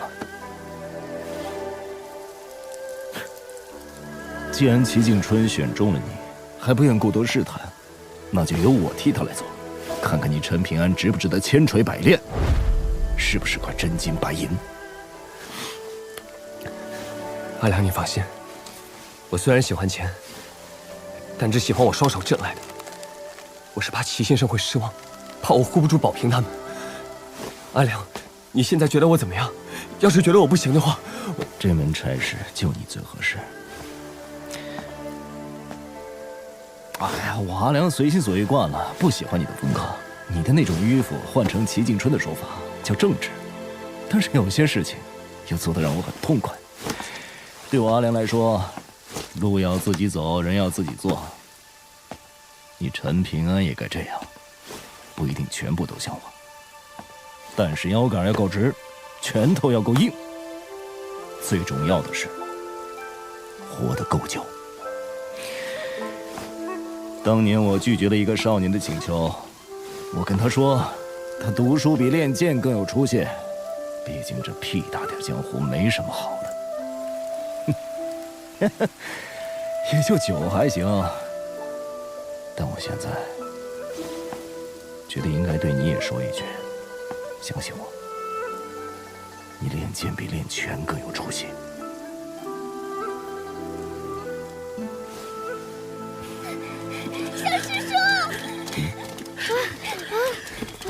怎么了？见到鬼了？真的有鬼！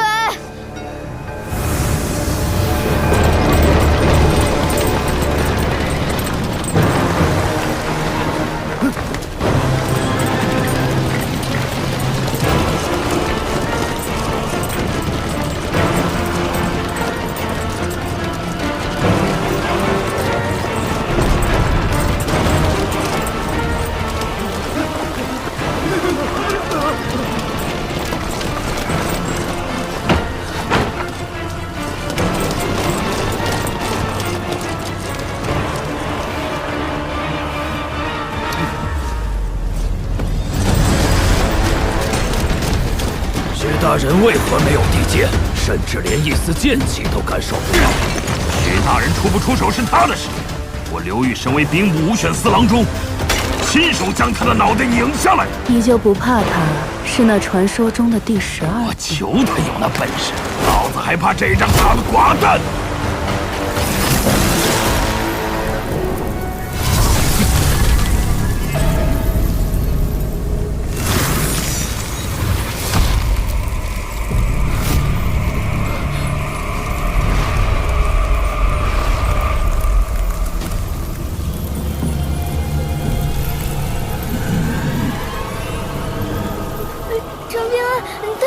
仇人啊！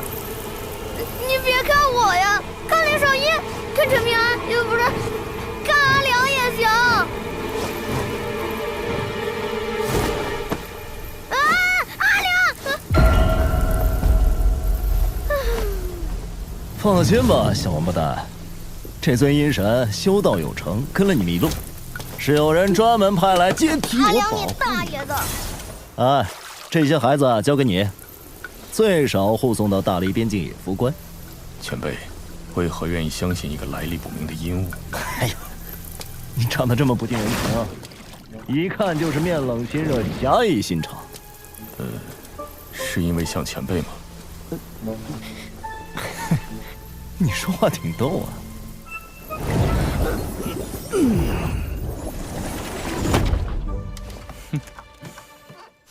哎呀！小鱼小虾一边待着去！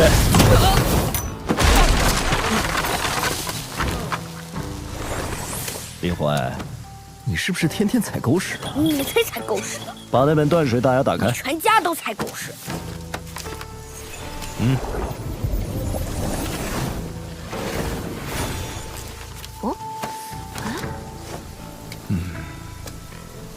好好研究，别浪费了。你要去哪？等等我。阿良，刚刚那条鱼是什么啊？很厉害吗？哎，有什么能力啊？哎呀，你倒是告诉我怎么用嘛！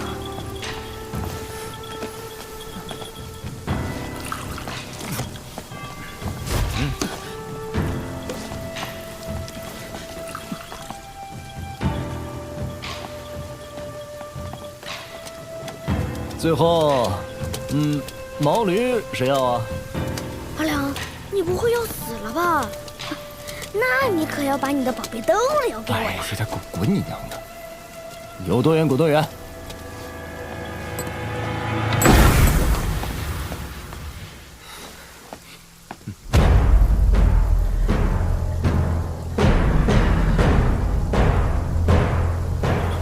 我大黎铁骑奉朝廷之命缉拿叛贼，违令者杀无赦。我这趟来大黎，还有一件事。阿良，就是要跟有些人唠唠嗑。我想告诉他们，齐景春不在意的事情，有人在乎。陈平安，过来。你在祁屯山用掉的那缕剑气，我过意不去，教你一门18庭的运气法子，就当补偿了。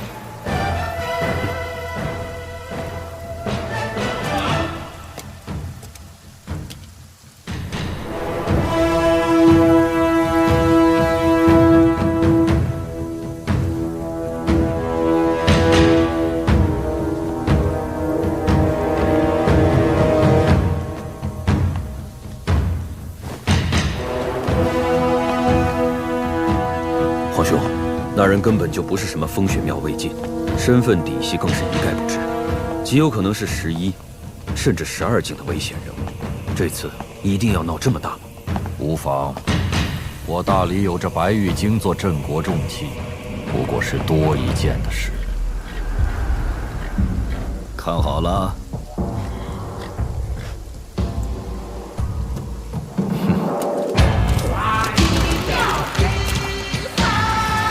气若龙脉，取万山之祖令冲。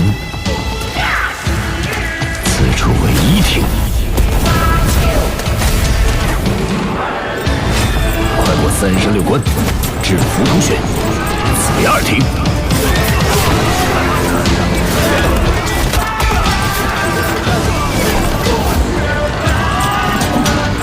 击掠6洞9府至垂杨府，此为3停。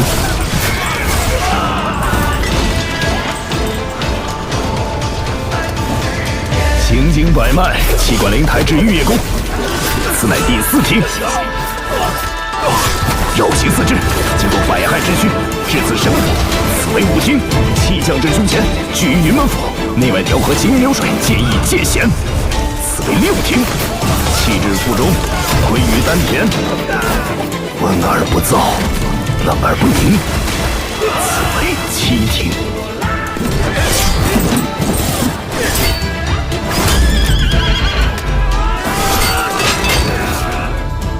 气至腰间，聚集于拳门，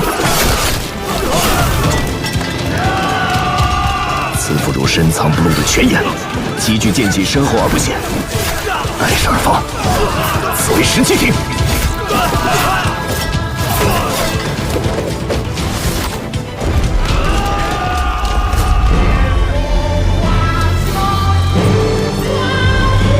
气随剑走，剑意深长，一剑出鞘，终极归根。至此18停。记清楚没有啊？记住了，谢谢爸爸。等以后熟悉了路线，你可以尝试着慢行气机，慢才是18停最有意思的地方。我赶时间，你们几个一起上吧。今天便是龙潭虎穴，也要放手一闯啊！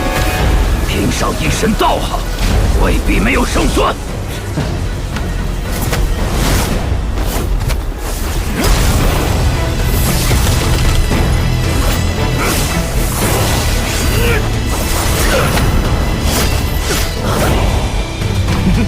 有点眼力，你们长春宫的酒量没白喝。此等强敌，一生难遇，宁不死囊中流域，温泉。且人将文出灵虎过金龙，压得住吧你！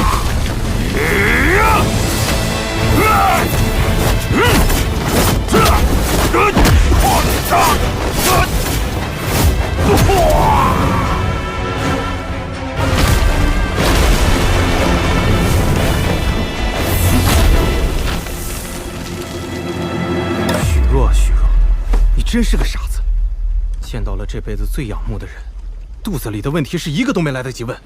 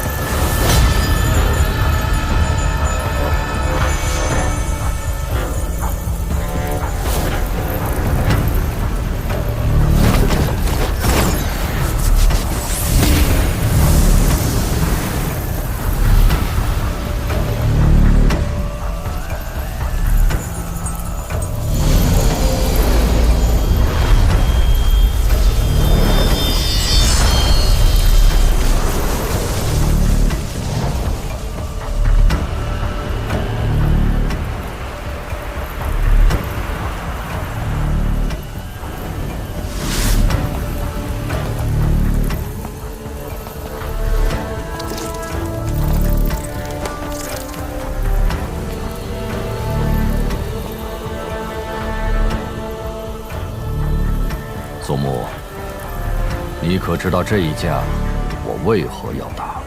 是因为母后要杀陈平安？离珠洞天的龙窑窑火旺盛，一个个本命祠被烧制而出，各方势力与大理买卖山头，划片分地，一代代金晶铜钱流入了大理国库。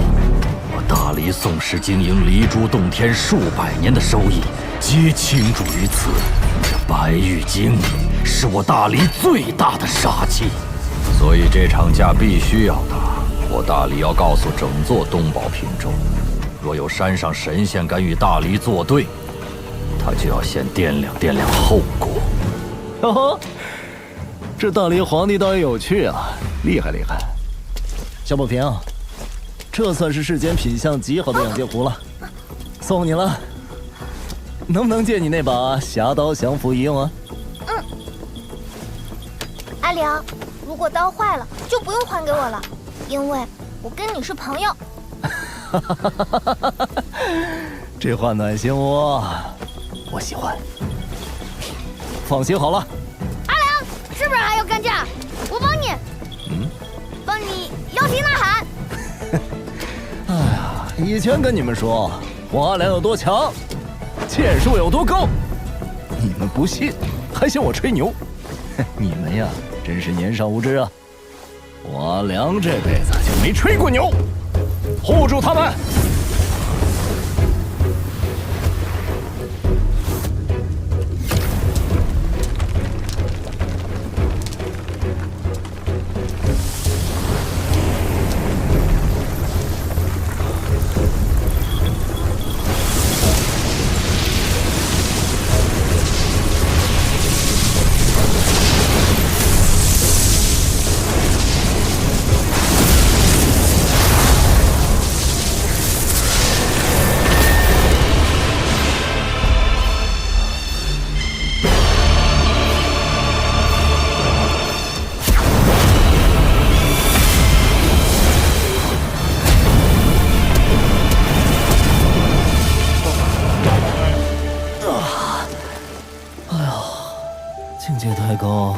不是好事啊！如今斗力一除，我的修为很快就要恢复啊。这人间怕是待不住了。阿良，我爹和我娘亲还有我姐都离开我了，以后我不骂你就是了，你别走行不行？这一路鸡毛蒜皮的短暂相聚，临了感觉还不错。你们4个一定要记住，每一个强者的自由都要以弱者的自由作为边界。真正的强者，他们的对手是天地间无形的规矩，是世俗力量的强大惯性，是人皆有生老病死的铁律，从来不会因为践踏弱者而强大。必然是遇强则强，遇挫愈勇。比如阿良，打完这波大礼就要去别的地方，打遍那些个最强者。阿良前辈，我一定会好好修行的。陈平安，小小年纪，心思怎么这么重啊？这可不好，你是翩翩少年郎啊！哎，来，给我笑一个。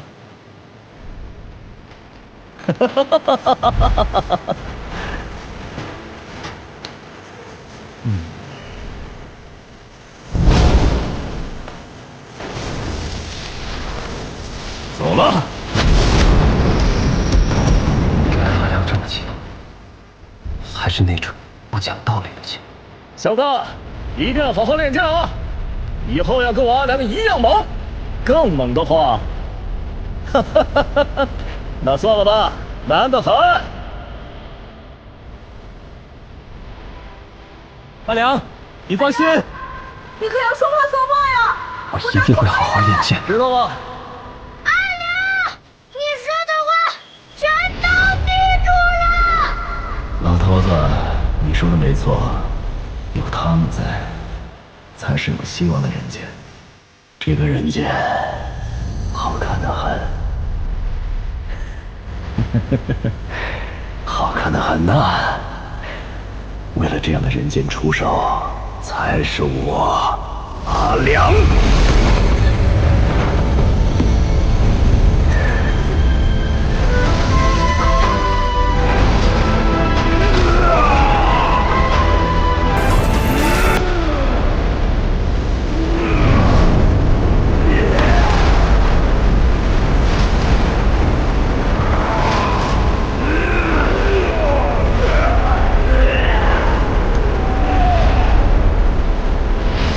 白玉京在此，13境之下，皆可杀。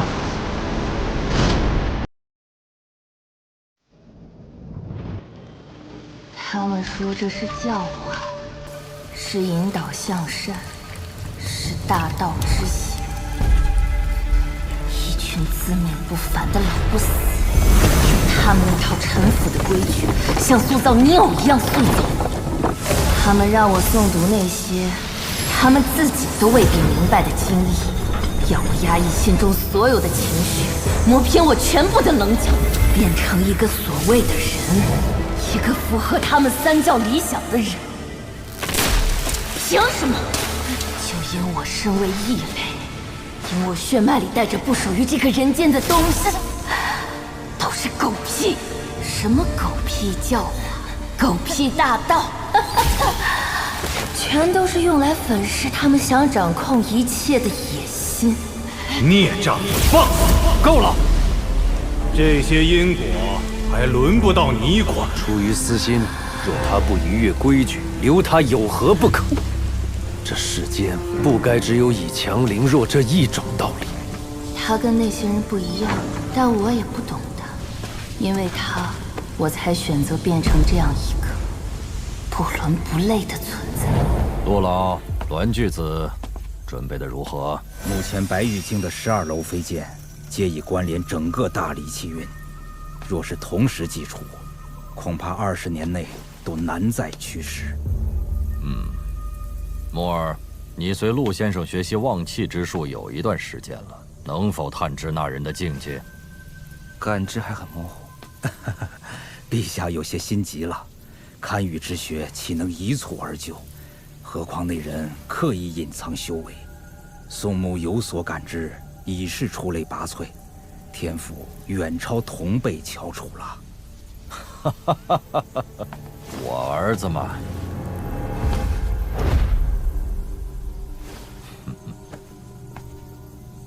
老夫观其气象，那人11境的可能性居多，12境也不是没有可能。陆先生，眼下白玉京尚未见出第13楼，如果对方是第13境修士，该如何应对？13境，你只需知晓，那11境的风雪庙软尸，在宝平州已是极光片羽，而那13境的仙人，即便是在天下最大的中土神州，亦是凤毛麟角的存在。更何况上5境中最后2境早已失传，故而13境就是天底下最大的传说了。一旦跻身此境，就会被天道察觉，被迫飞升，故而得名飞升境。至于飞升何处，肉体魂魄如何，老夫就不曾知晓了。可万一真是13境呢？万一真被你小子乌鸦嘴说中了，也无妨。我大黎不正是靠着将那些万一逐个打破碾碎，才从卢氏王朝的附庸走到了今天？这些道理，宋玉章应该早点教给你的，只不过他不敢罢了。你娘亲看好你弟弟，不过我更看好你，否则你也活不过那年雨夜。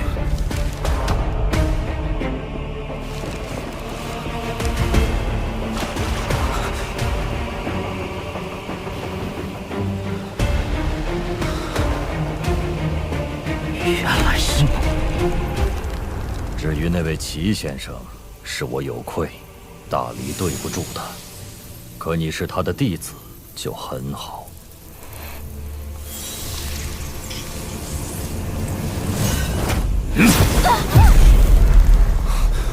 你这小毛贼，偷我大黎龙气倒是一点也不客气，可别只进不出，否则长春宫的水井就是你的新家。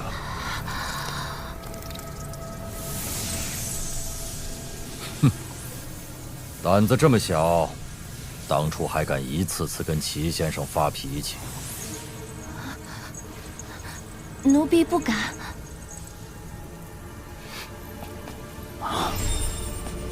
来了！面对围剿，不是逃跑，而是杀向京城。宋牧，该你出手了。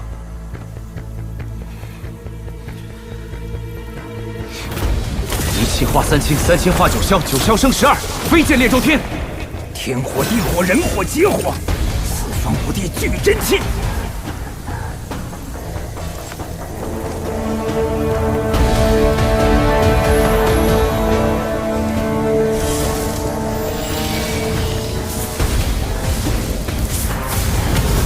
离火断魄，照干他；寒水洗剑敌神魂，前三连袭坤六段，12重楼剑气轩。今以心火为引，社稷为凭，号令而等。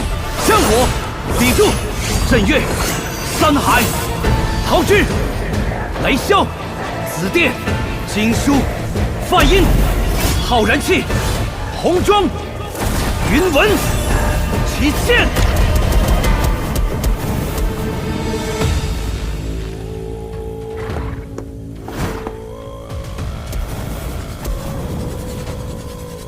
坐镇大离山河气运的12正神，我宋墨奉大离皇帝敕令，命你们结剑。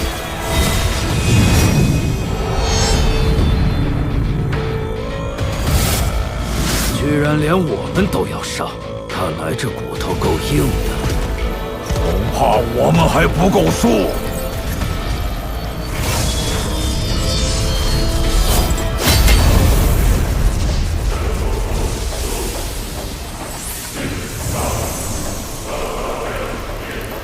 东岳奉旨领剑，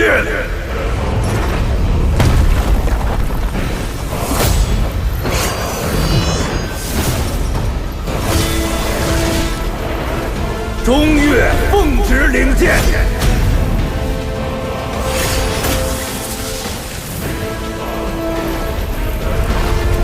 西岳奉旨领剑。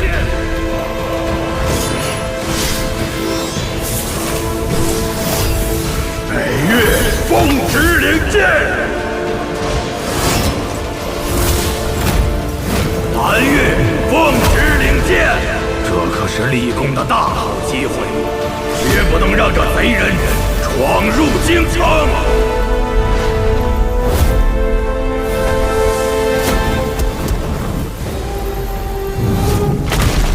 大胆狗贼，休敢在我大理御空飞行！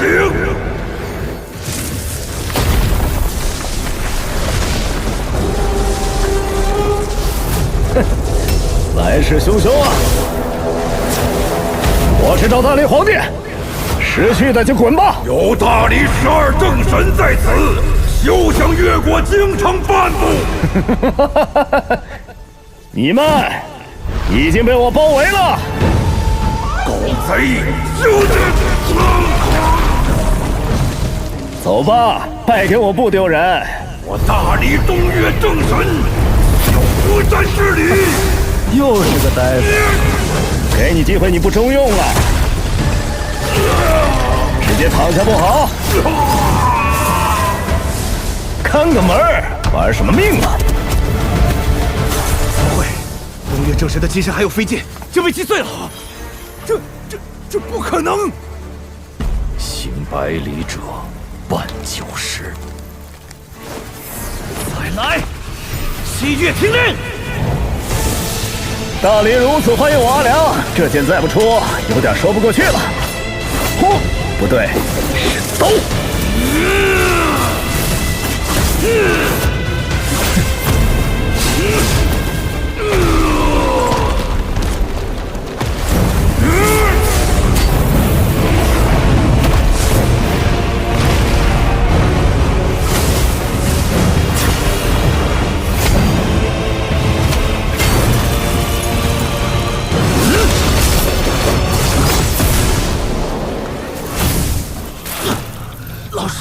到底是什么境界？10境、11境、12境，不可能！他已经是12境巅峰了。失算了，难道真是那13境的神仙？13境，栾巨子，13境。可是这大理不可败。狗贼休逃！山河炽烈，醉饮山河胆，一斩妖分空。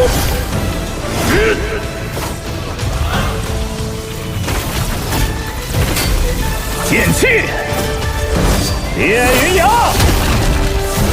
猛字贯长虹。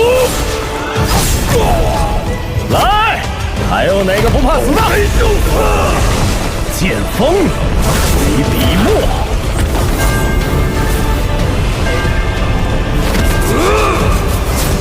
万古风孤火。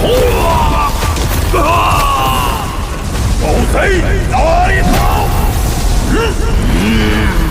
念啊，怎么不念了？受死吧！都给我听好了，老子的是巨蟒。浩然，剑一出。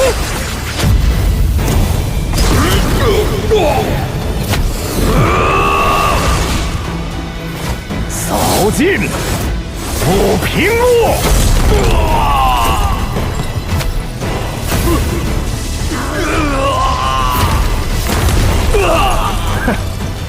你们大理没几个能打的呀！大理五岳都败了，我们根本没有胜算。玩具子还得多久？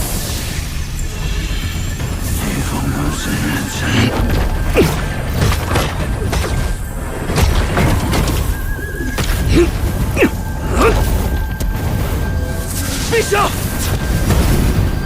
墨儿，起身祭剑吧。13级，居然有13级！原来我就是解决那个万一的代价，而且你知道我别无选择。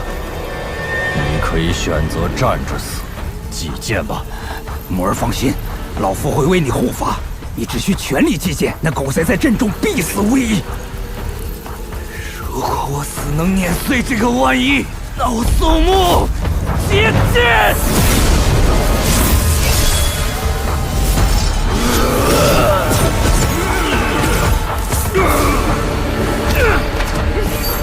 击剑！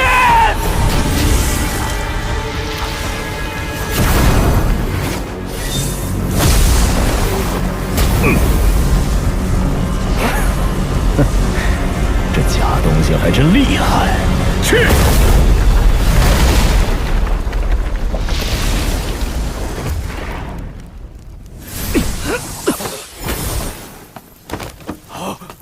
公子，你怎么样？愚蠢之极！解决掉了吗？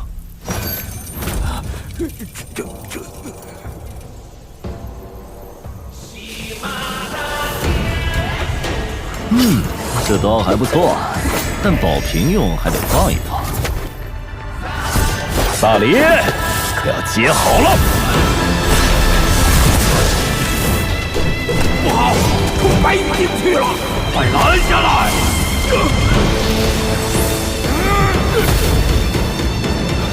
都给他让开吧！不可！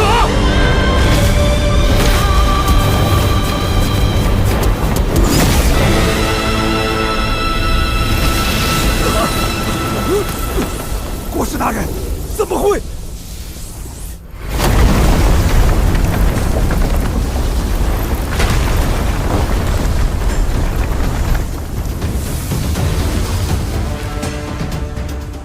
大的老的都快滚出来，老子赶时间。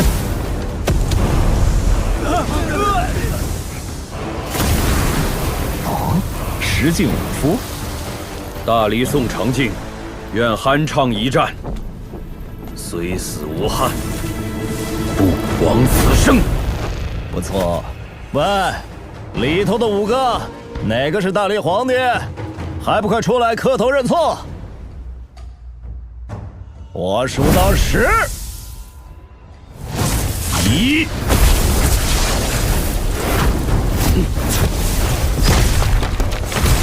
我有止境宗师的体魄，神仙刀也不过如此。怎么，这就有双手了？听说你扬言要单手锤杀齐景春，这剑气竟能直接震碎体内经络！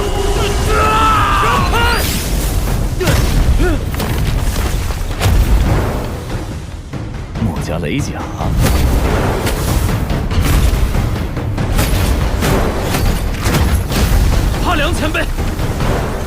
否就此收手？你是那个栾什么来着？墨家栾长野。哦，我就奇怪宝平州怎么有人能造出这么一个拙劣的小号白玉镜，原来是你呀！我造此楼时，曾向齐先生讨教过。齐景春人都死了，还能拿他当这白玉镜的护身符？脸皮比我阿良还厚啊！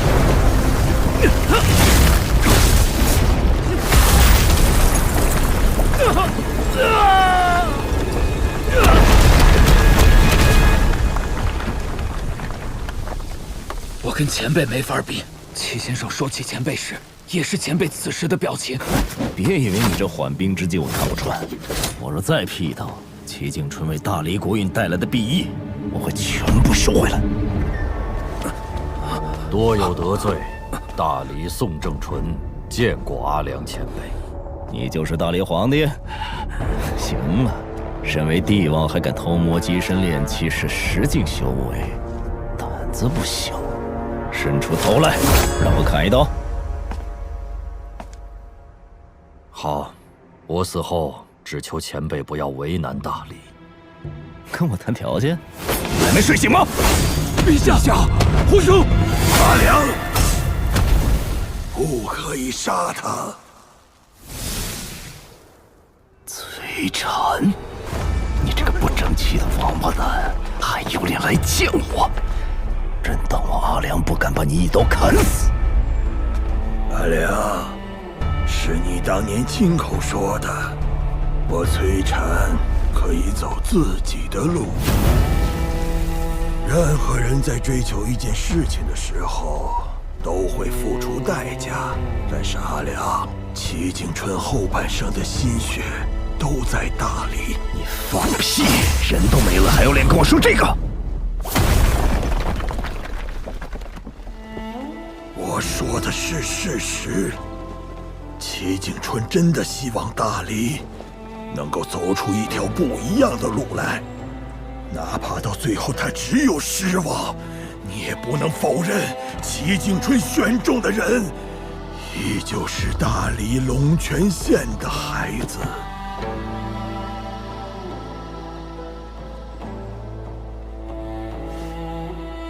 你从小就喜欢跟齐景春争这争那，争不过就争不过，有什么好丢人的？玩弄这些上不了台面的伎俩。老头子这一生惊天动地的壮举多了去了，哪怕最后自求于功德林，依旧洁净温和。齐景春也一样，可你崔禅就不行。先生一向器重齐景春。放屁！你崔禅就是太聪明了，心比天高，哪里想得到最后齐景春都能跟那些老王八蛋打得惊天地泣鬼神，你崔禅却沦落到不人不鬼不神不仙的下场，咎由自取啊！所以不为我也为齐景春，阿良，请你就此收手。不说了，跟你这种钻牛角尖的聪明人讲道理，我不如找李怀那个小王八蛋吵架去。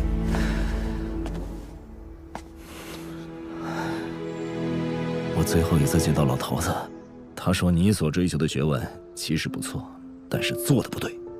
他最后还说，你的字帖写得真漂亮，早知道是这么个师徒反目的光景，当初就该多跟你讨几张。先生也觉得自己是有错的。老头子嘴上不认错，你们做学生弟子的蹭吃蹭喝那么多年，就不能揣着明白装糊涂？老头子的通天本事和为难之处，别人不知道，你崔禅还不知道？先生错了，先生的错，先生错了。大黎皇帝，算你运气好。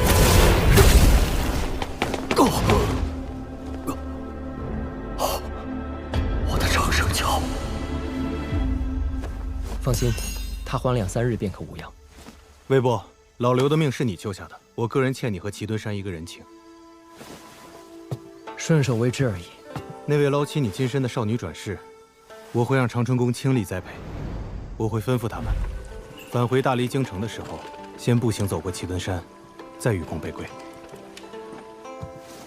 无以回报，只能再谢你一次了。那么多次轮回转世，早就不是他了。你为此耽搁了那么多年正道金身，如今还不愿意放下吗？既然拿得起，就没有放得下的道理。我不懂。我有一事很好奇，你身为京城守门人，先前为何不完整递出一剑，对付那个刀客阿辽？刀客？他可不是什么刀客，向他问剑我还差得远。我年少时之所以选择剑修这条路，就是因为他。你们宝平州是个与世隔绝的小地方，但你应该听说过，当年3死之争，有人仗剑硬闯2座儒教学宫，那人之后去往剑气长城，砥砺剑道100年，更是在那场决定人妖2族命运的13之争中，以一己之力扭转乾坤。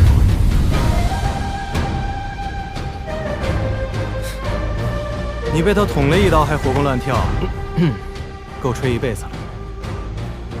圣人天地，规矩使人，此处人间不可久留。哎，知道了，知道了。别给脸不要脸！当初你干的破事儿还不够吗？催娘的催！有本事下来打我呀！来啊！这把刀帮我还给那个叫李宝平的小姑娘，她是我朋友，记得客气点儿。没问题。将来小宝平策马饮酒，黑刀别葫芦。你们人间有眼福喽！再敢对那群孩子动手，我阿良就算是破开天幕重回人间，也要让你们大理亡国。记住了。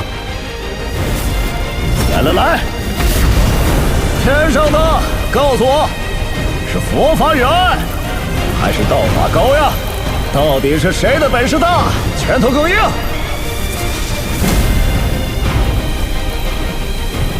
居然是13级巅峰，第14境。那就由我阿良为你们打过再说。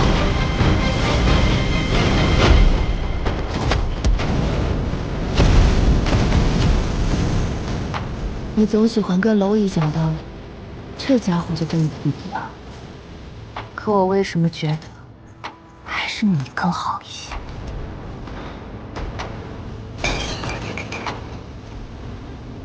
他可是阿良，天底下最潇洒的剑客。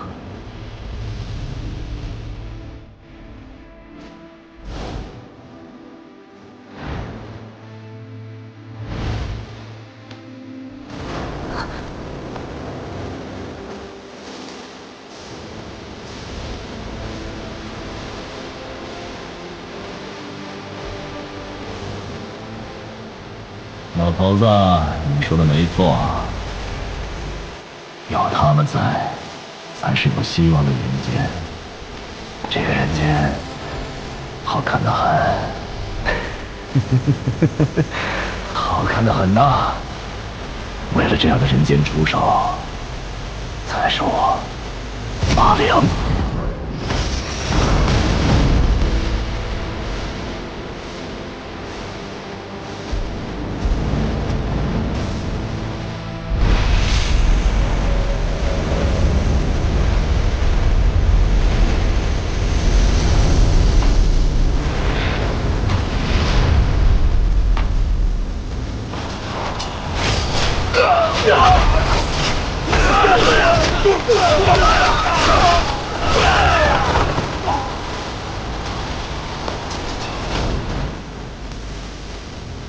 老大见仙，这是我阿良送剑气长城的大礼，务必收下。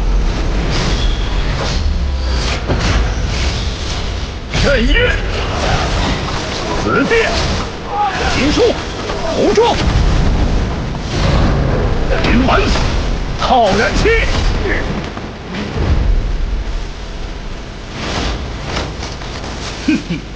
诸位起见。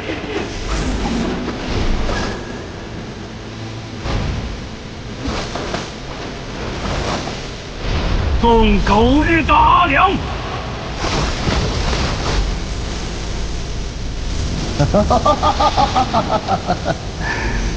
都给我等着！豪杰捉贼，剑修杀妖，随我一起战他！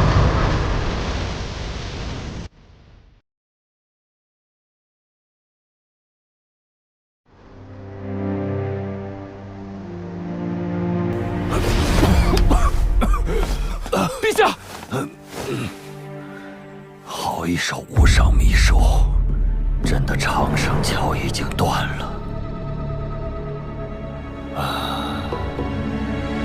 长靖，从这一刻起，我赋予你监国之权。若有人借机兴风作浪，一经发现，杀无赦。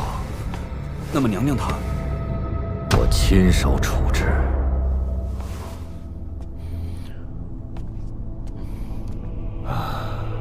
如今的白玉镜，想要斩杀上武境的修士，则是痴人说梦。说不定阿良出现的这么巧合，都是有人暗中传递了消息。出此百家中，肯定有人不希望大黎顺风顺水，吞并整座宝平州。好一个千年未有的大争之势，乱世格局。剑呢？我的剑呢？不是还剩下6把飞剑吗？为什么一点也感知不到了？6把飞剑已经被那个阿良全部抢走了。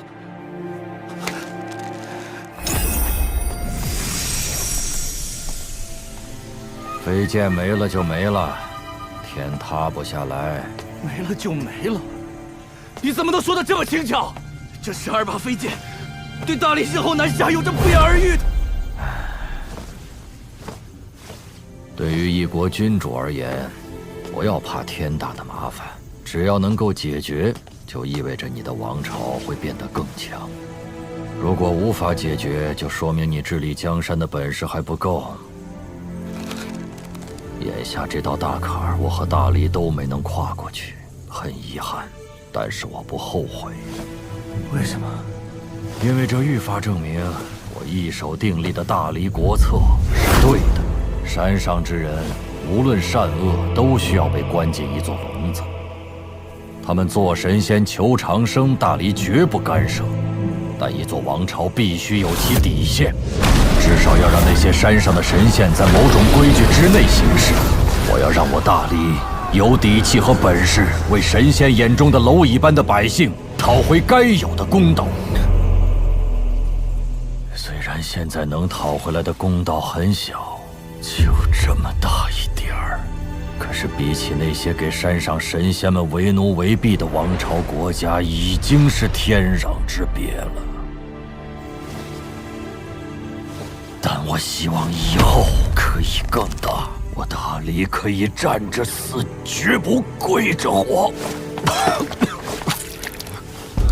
如果这一点都做不到，怎么能马蹄南下，一统保平州？你记住，人自欺则天欺之，人自强则天与之。所以说，我们大黎选择的这条路任重道远，你不要气馁。在10年或15年之后，你依旧可以亲近你的叔叔宋长景，但绝对不要心生依赖。你只有比他强，他才会认可你。还有，你在意的那个陈平安比谁都能记仇，他只是从小吃了太多的苦，学会了隐忍。这种人成为了敌人，才是真正的心腹大患。趁着那人刚刚飞升，暂时肯定不会返回人间。要不我们一鼓作气，斩草除根，除掉这个心头大患。不行，万一那人以后回来，大黎真就亡国了。我此生真正的志向是与整个天下的山上神仙讲一讲山下的规矩。如今看来，毕生的心血付诸东流，无声无息。爹，千里之行，始于足下。以后3餐要准时吃。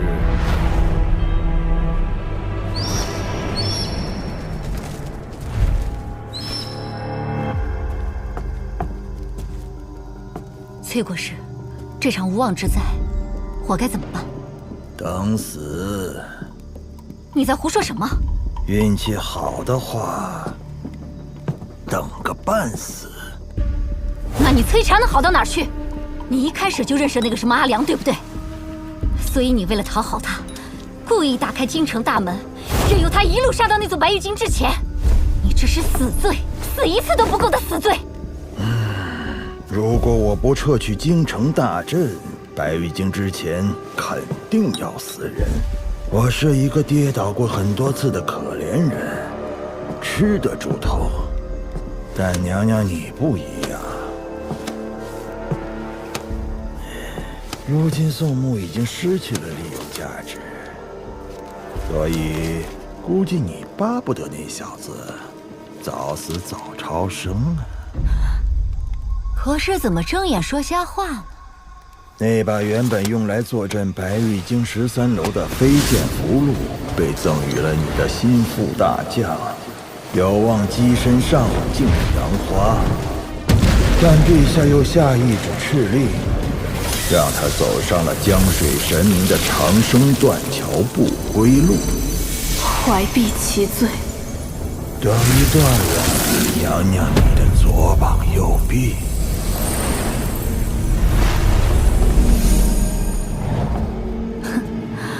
你是说，陛下在敲打提醒我？娘娘果然秀外慧中。不妨想一想咱们大理5岳正神的下场。大理此前欲将披云山破格升为北岳，一夜之间山河洗牌的局势变得暗流涌动。不过很凑巧，大理出现了一个胆敢斩杀2名宗师死士的外乡人，所以陛下意外地收回了成命，以此稳定5位正神的军心，让他们与大理荣辱与共。虽然终局尽输，但陛下终究达成了一些东西。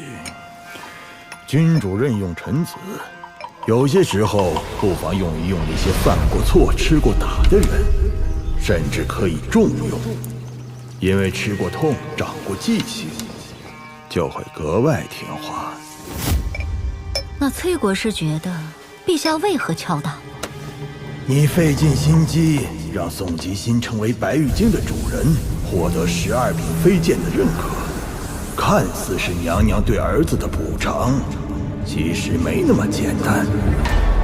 一座王朝始终需要2件东西：垫脚石和栋梁柱。宋玉章虽然是前者，也确实该死，但娘娘私藏他的头颅，却是越过了陛下的底线。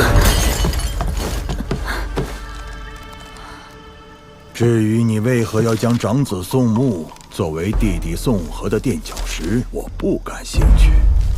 你只需要知道，想与我崔禅结盟，就不要做蠢事。崔禅，崔国师，下不为例。当年与你说过的事不过3，你要珍惜。至于你，宋正纯说了，让你去长春宫结毛修行，跻身上武境方可回京。在此期间，你掌管的竹叶亭将转交给崔国师。谢陛下隆恩。宋和要留在养心房继续读书。你若是觉得山上孤寂，就带着宋牧去长春宫修行，一切由你自己决定。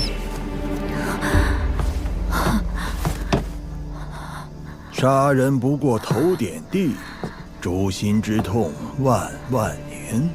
崔禅，你这个人真可怕。可怕吗？如今的我，连我自己都已经看不清了。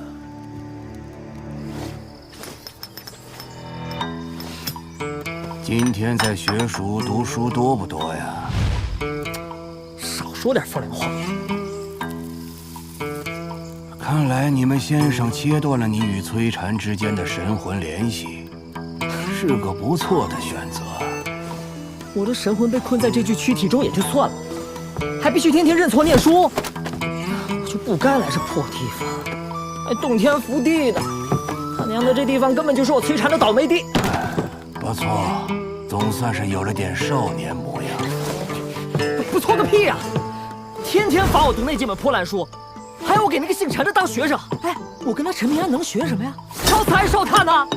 不是老头子你咋想的呀？你要是敢出现，我这次保证骂你是狗血淋头。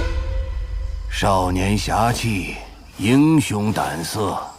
那我可没指名道姓，这还能听到？那可说不定。毕竟你曾经是他的首徒，感情深呐。不可能，不可能！哎，有人又要读书喽。是不是你故意泄密，将我的话传给了老头子？没你这么欺负人的！我就不读，我怎么都不会读。天地有正气，杂然不流行。下则为荷叶，上则为日星。一定要这么记仇吗？当然。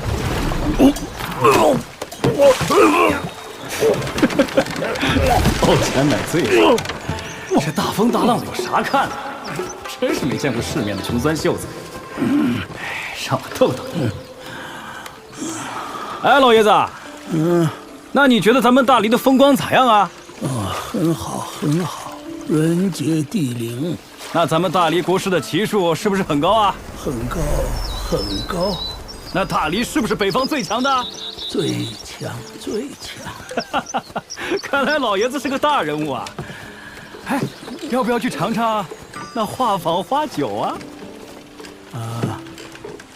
贵不贵啊？哎呦，可以说是花钱如流水的销金窟。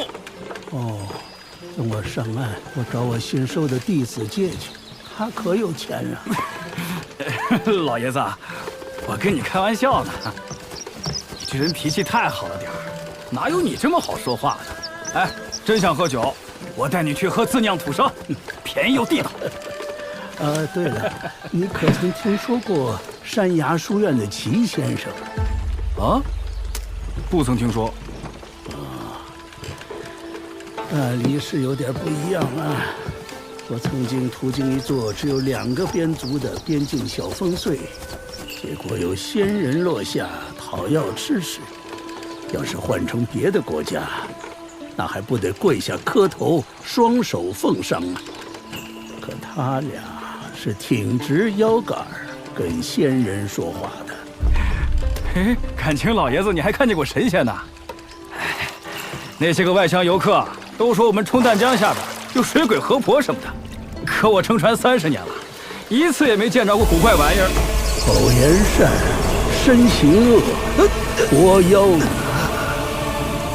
口不能言，身能行之，活企业。希望你能够坚守本心，向善而行。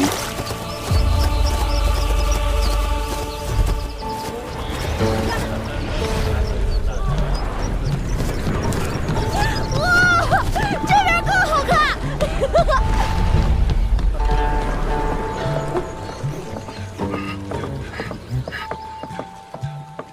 凭什么不让我们进去？你就不想知道，为什么阿良说我走的不是你那条武夫之路，而是追求大道的炼气士之路？想知道，但没好意思问。你也不好奇阿良那只银色小葫芦的厉害？连他都说世间少有，应该很珍贵了。那你知不知道，你当初错过了多大的机缘？我体魄最差，如今已经能跟上你的脚步了，就是因为那葫芦里的酒，你没看出来？何时行路，何时休息，我心里都有数。我们的路还长，不光是你，我希望大家以后都不用那么吃苦。哦，原来你早就看出来了，阿良就这么走了，朱鲁朱河也走了，忽然之间冷清了不少。如果朱鲁还是这样的性子，总有一天他爹真会被他害死。为什么明明有这么好的爹，却不知道珍惜？你以为世上每个爹娘都很好吗？别人不管，我的爹娘就很好。不过天底下的父母不是简简单单一句“天下父母心”可以一概而论的。陈平安，你可不敢分心啊，下刀慢一点。我尽力，以后你也能像阿良那样飞来飞去，不牢固一点，怕是背不了几天。找死！敢欺负我家少爷！我家小白根本就没有碰他。陈平安，先别哭，具体怎么回事？你们家贱畜伤到我儿子了，怎么回事？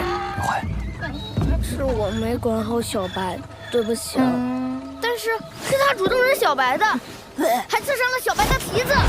小白根本就没有伤害他，没伤到就没事了。等真伤到那还了得？你们所有人加一起都不够赔的。让你父母出来说话。所有事情，我可以做主。屁大点孩子，好大的口气！我家小白乖得很，不许你们乱泼脏水。你把事情的来龙去脉好好说一遍。小贱种，我儿子也是你能好吃的。你去打死那条畜生，丢入江中。至于这丫头，伶牙俐齿的，留她一命，给我家月儿当贴身丫鬟。小白不能死，不能死！你们打我骂我都没有关系，我跟他们认错。认个屁的错！你现在已经没有任何错了。杀驴！滚开！老子可是3境大宗师，别说我欺负孩子，好关系怪你自己找死！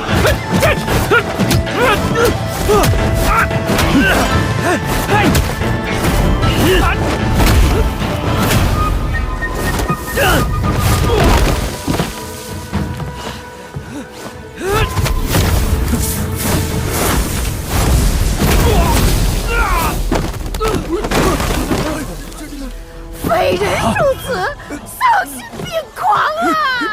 这可马景素，你快点亮出你官家身份呐！给我弄死这个贱种！你放肆！本官是这条绣花江尽头的宛平县令，我要治你的重罪，让你吃牢饭！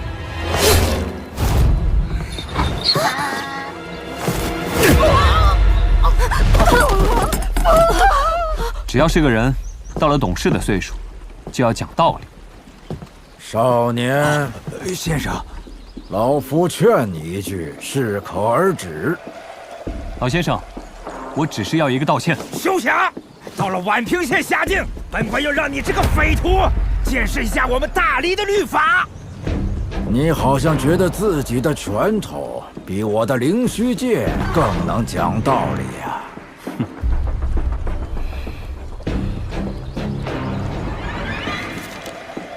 那咱们的道理不太一样。灵虚剑，出！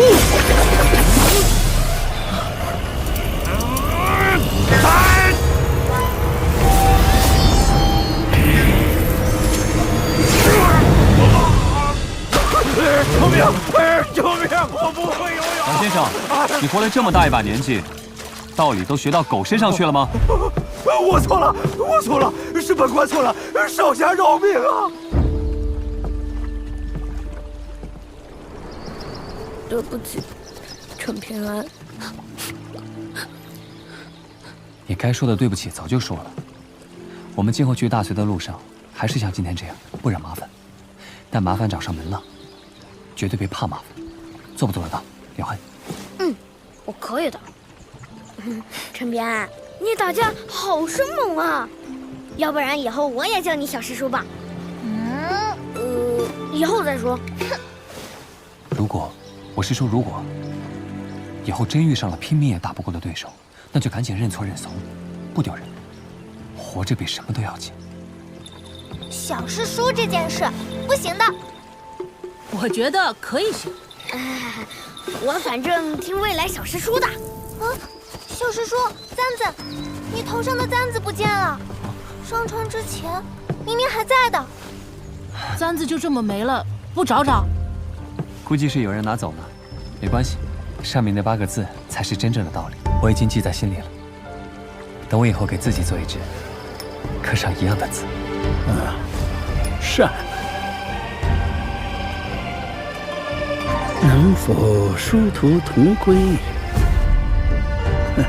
走走再看。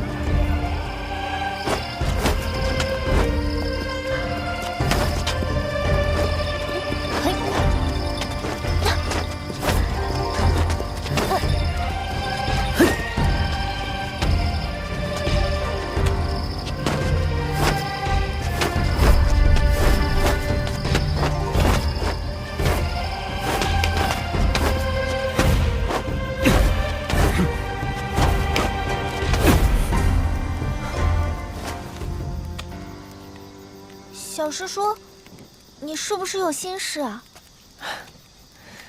我就是想到了一件事情。小师叔，你说出来听听。我刚才就是想，要不要也跟你们一起学学书上的学问？我怕以后跟人讲道理，事后万一发现自己是错的，该怎么办？你和阿良打架都那么厉害，还讲啥子道理呢？我也觉得不用事事讲理，人各有路，我们坚守本心即可。小师叔，你别急，我觉得这件事情很大，我必须要认真对待，仔细思考。其实我是有私心的，每当我与人对敌的时候，只要觉得自己的道理是对的，那么我心底就像有人不断在告诉我，你这次出拳会很快，而且我下一次出拳一定可以更快。不管是谁站在我面前，我陈平安都可以出这拳。我怎么觉得有点像齐先生讲述圣贤大道的时候？我真是瞎了眼了，找了个没骨气的男人，自己婆娘被人打了也放不出个屁来。人都被欺负成这样了，干脆我给你李二当爹算了。不愧是我李二的崽儿，爹要连夜出山一趟，跟你娘亲说一声，我很快就回家。我也只记得那一天，什么都怕的窝囊废老爹，很像桃叶乡那边的富贵老爷。哎，陈平安，我们以后回到小镇，请你去我家做客。你爹娘和你姐姐，不都已经离开小镇了吗？哎，别哭别哭，你爹不是答应过你，只要真正成了读书人，他就会来探望你的。可是我一读书就喜欢偷懒犯困，我怕我当不了读书人，爹娘就再也不要我了。别胡说，你爹娘如果不心疼你，还会送你去学书念书吗？可是我家穷，买不起牛。你现在还穷？那本断水大牙也值10两银子呢。我还有头驴呢。小师叔，你的问题道理的对错，我想明白一点点了，要不要听听看？我要讲仁义道德、乡俗规矩、王朝律法，分别对应君子贤人、市井百姓、违禁坏人。君子贤人，读书越多，道理越大。但是道德一物过于高虚，终究只能律己。一般百姓只需遵守乡俗规矩即可，而王朝律法则是用来约束坏人的一条准绳，而且是最低的那根绳子。那是法家，法必从如来。天下人间各有各的规矩，相安无事，世道清明，天下太平。君王垂拱而治，从而圣人死，大道直。这又是道家。一法通万法通，天底下最根本的道理必然是一致的。阿良也说过，世间道理如精深而气博大，需要自己找到那个因。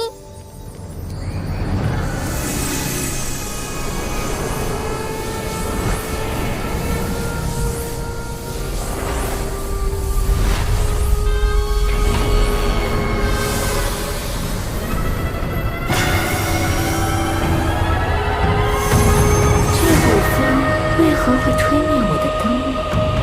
难道又有读书人闯入我的山里了？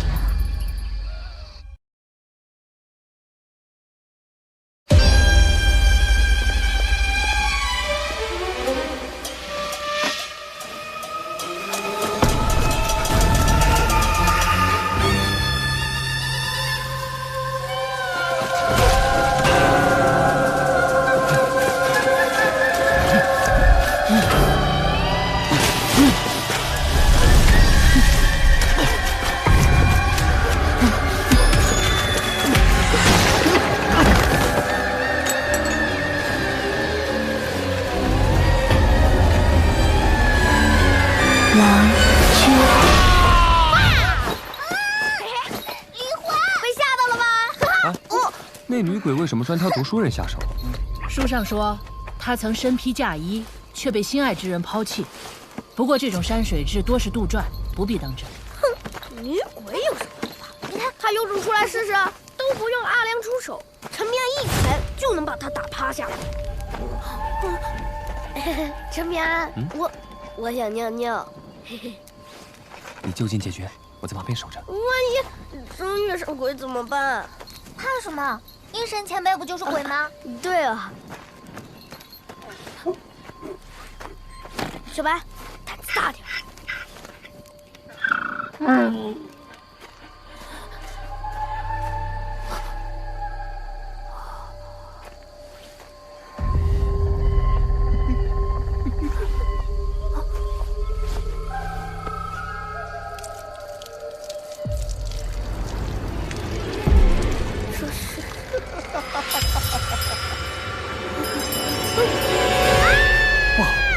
你快出事了！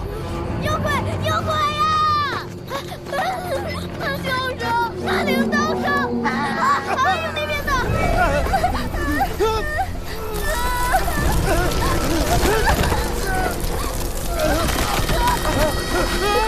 陈明安，我怕。大家都站在我身后，小心！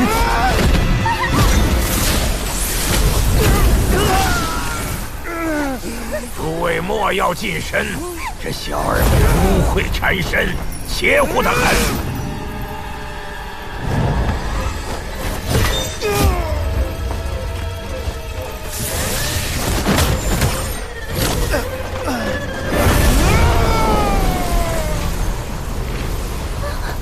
道长，救救我哥！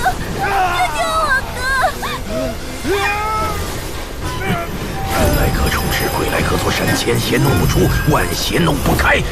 退！哥，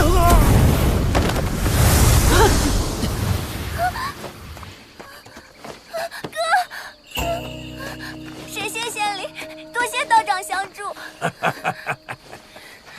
贫道名叫贾胜，道号玄谷子。这枚辟邪符是贫道以福权绘制，可驱邪避灾，保你们周全。只需70文。我买，我和哥哥一人1张。那我。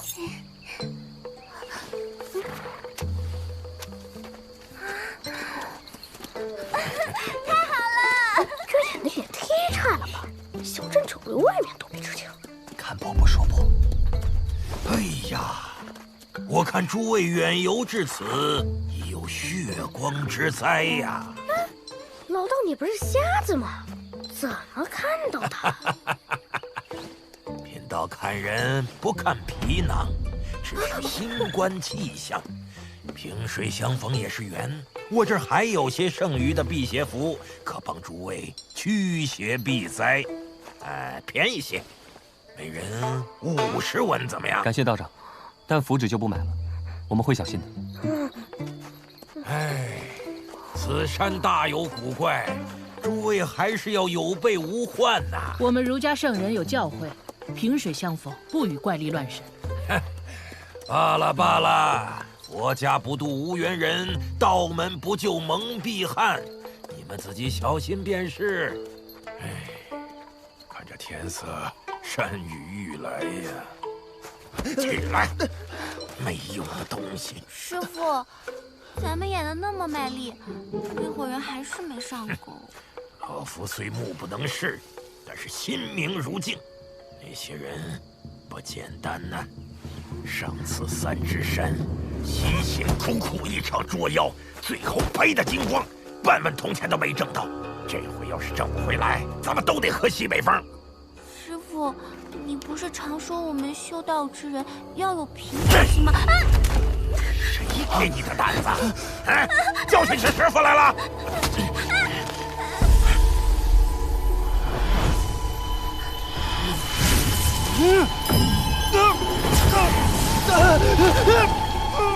小杂碎，也敢对你师傅起杀心！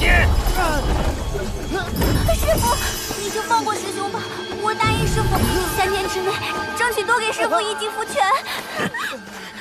不是争取，是必须。雨落，怎么驾的车？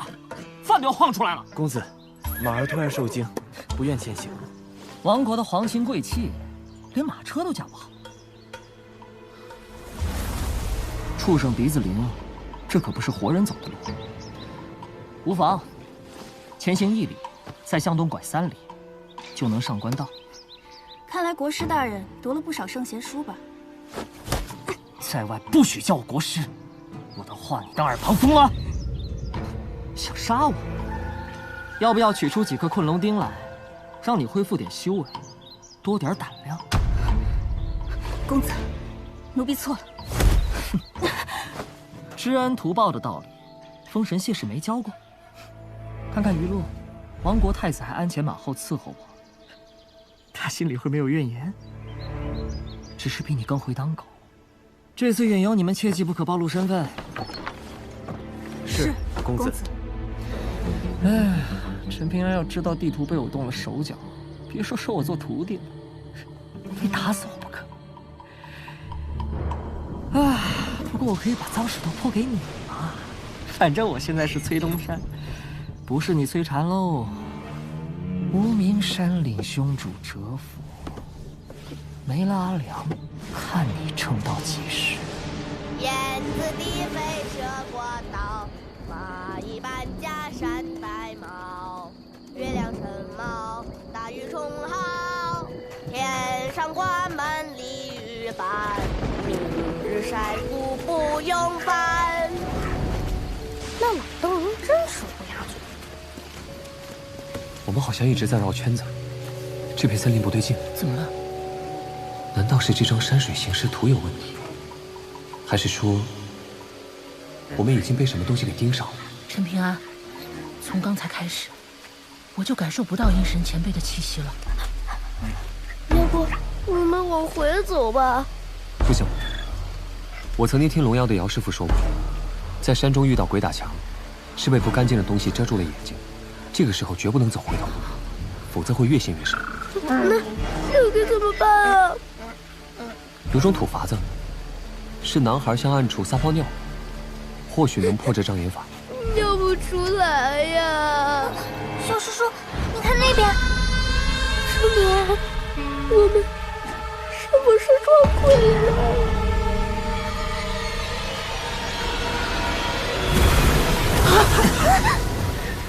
别慌，既然走不出去，那就看看这鬼打墙的背后究竟藏着什么名堂。好重的妖气，竟能引动山水气候的变换。小雪儿，去福泉。小伙子，随我除魔。殿殿道24山有金山银山，道道殿24山有龙潭虎穴。师傅，子时。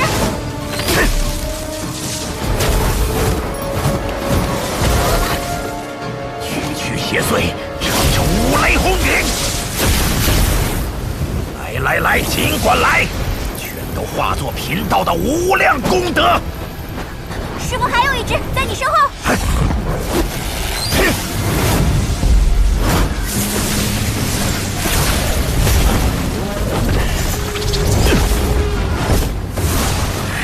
就是一尊阴神，境界不低。他往哪个方向去了？子时方向。追！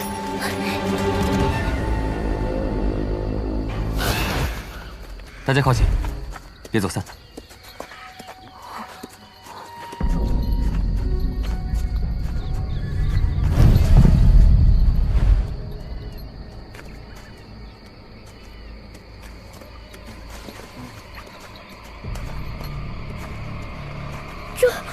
这不是我刚才尿尿的地方吗？师妹，我们是不是真撞上鬼了？贱婢贵，少婢慢，轻婢重，许便来。老平，老平，你们在哪儿？等我。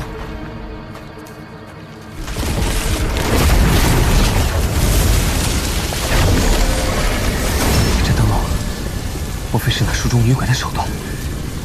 宝平，李怀，李守义。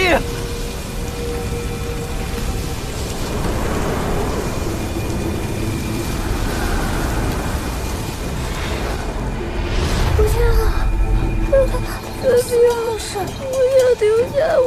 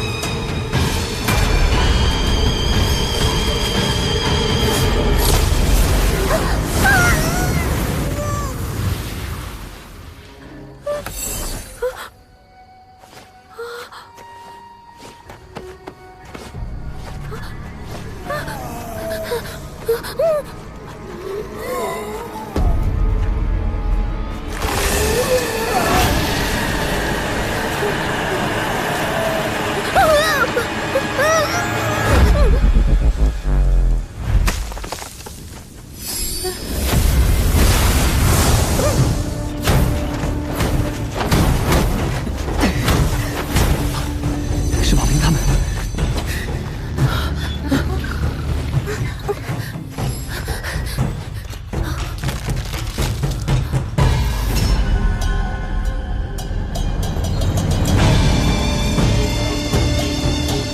破丈夫。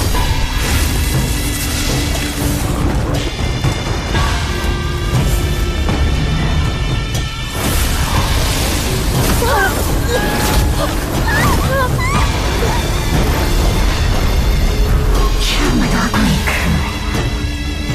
，1、2、3，有3个读书人，到底哪一位是如来君子呢？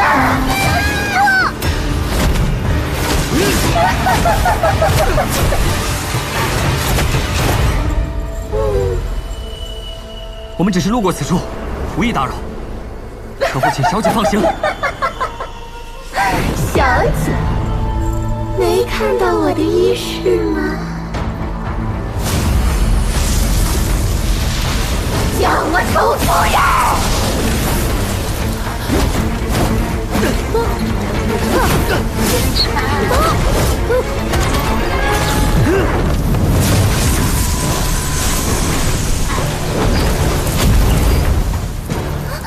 我来晚了，帝师前辈，居然有一尊阴神护着你。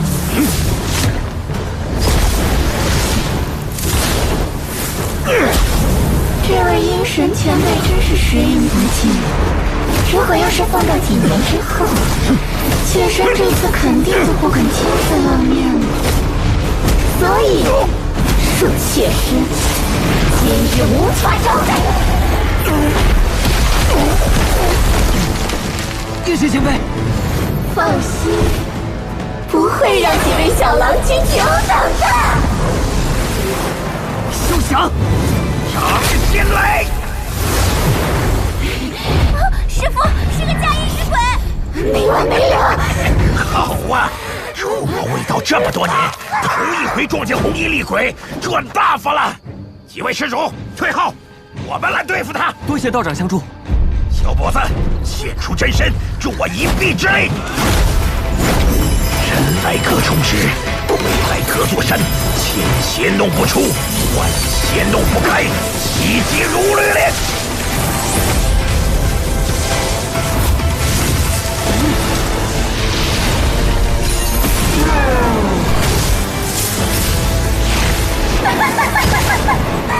妾身还以为你要使出什么神通，结果竟然只是这种不入流的歪门邪法。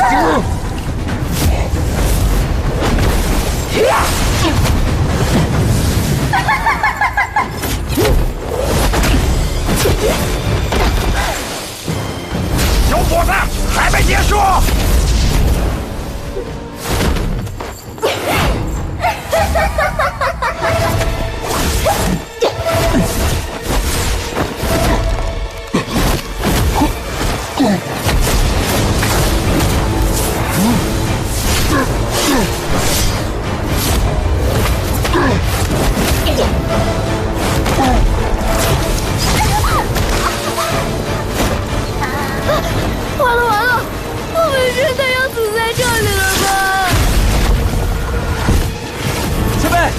你有办法带我们出去吗？你们中了那鬼物的术法，已经走上了黄泉路。我强行带你们出去，说不定会重创你们的肉身和魂魄。神会消散，道气长存，不起作用。这些灯笼并非普通的鬼火，只要灯笼亮着，任何术法都会被镇压。眼下只有一个办法能争取机会了。我明白了，小伙子，小妖，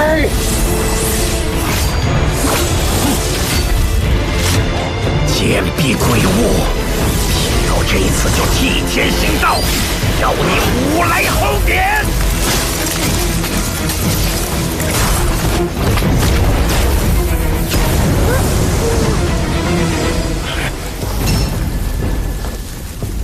老瞎子，刀法不精，妾身就让你晓得什么叫做锥心之痛。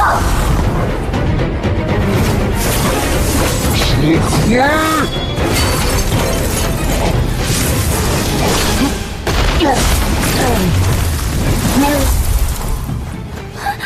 兄，九儿，我跟你们拼了！血为雨雨，气为雷霆，一气如律令。你到底是神是鬼？老瞎子，你太让妾身失望了。你如此贼喊捉贼，死了岂不是便宜你？你应该生不如死。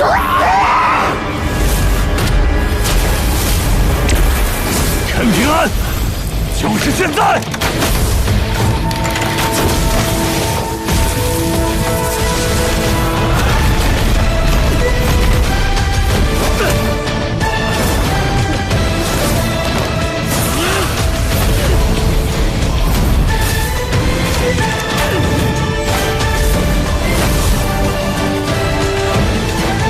别手印，云上朗朗，仙人指路。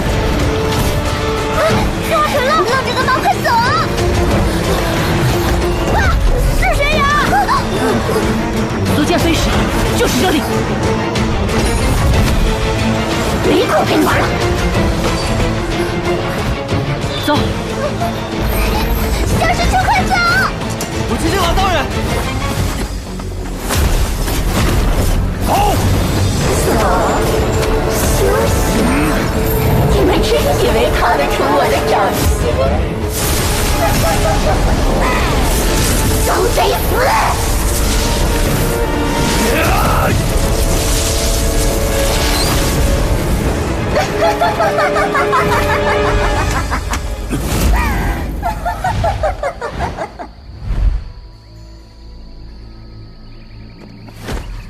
不管怎么样，往南边走，只有那边没有高山阻挡。大家跟紧。这片森林好像不对劲，小心！知道了，又出现了。走这边。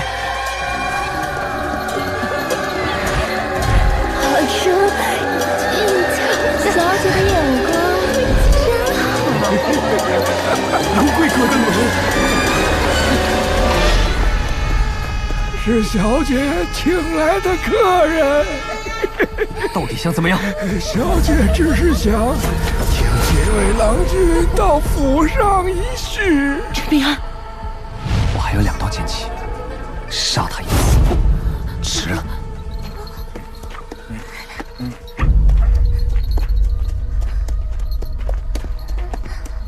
小师叔。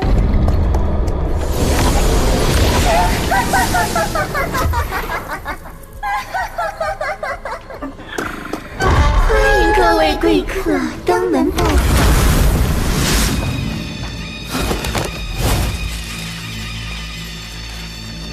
你们可以喊我楚夫人，可惜我家郎君远游未归，只好由妾身招待你们。究竟要干嘛？妾身自然是要亲自为你们洗脸、抽筋、追星，尽地主之谊了。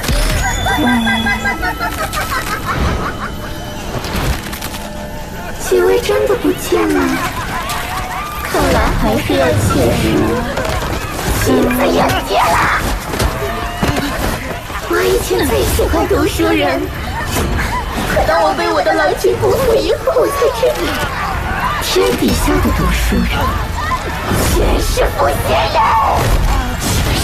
心人，全是负心人，他们都该死，他们都该死，他们都该死，他们都该死！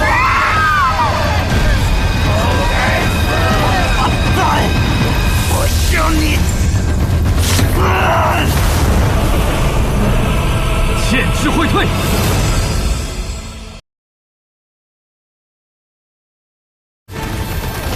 我以前最喜欢读书人，可当我被我的郎君辜负以后，我才知道，天底下的读书人全是负心人，全是负心人。剑之会退。身成自己者，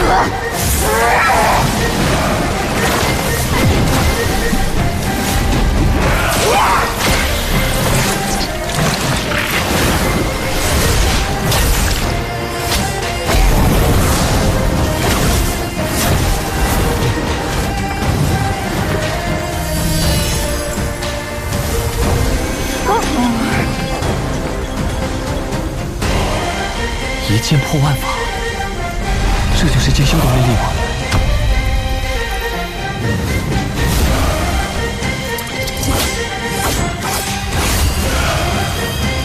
好一个风采卓绝的陆地剑仙！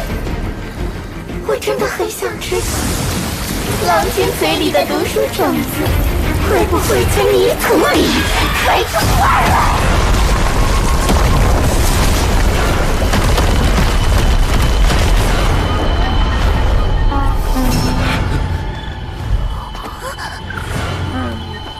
这具尸骸已显出金枝玉叶的中武境气象，连此等高手都惨遭毒手。要不别把你们的头颅摘下来，种在我的花园里。无根浮萍而已，不值得夫人费心。我以前最喜欢读书人了，可我最恨负心郎。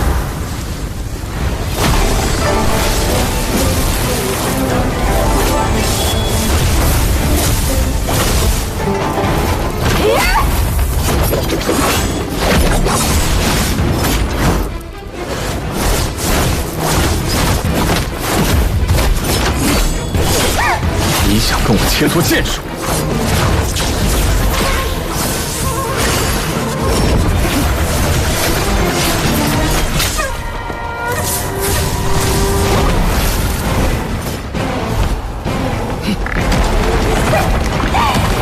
此方地界，你能奈我何？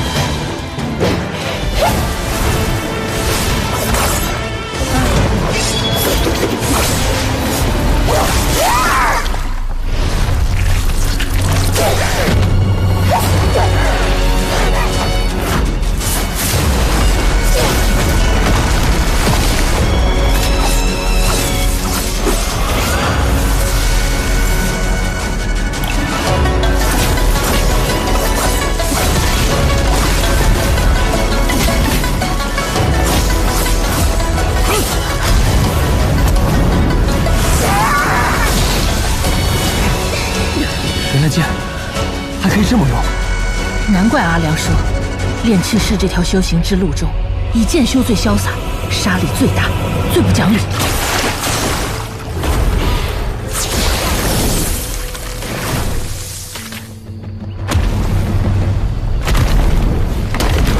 臭娘们儿，给我出来！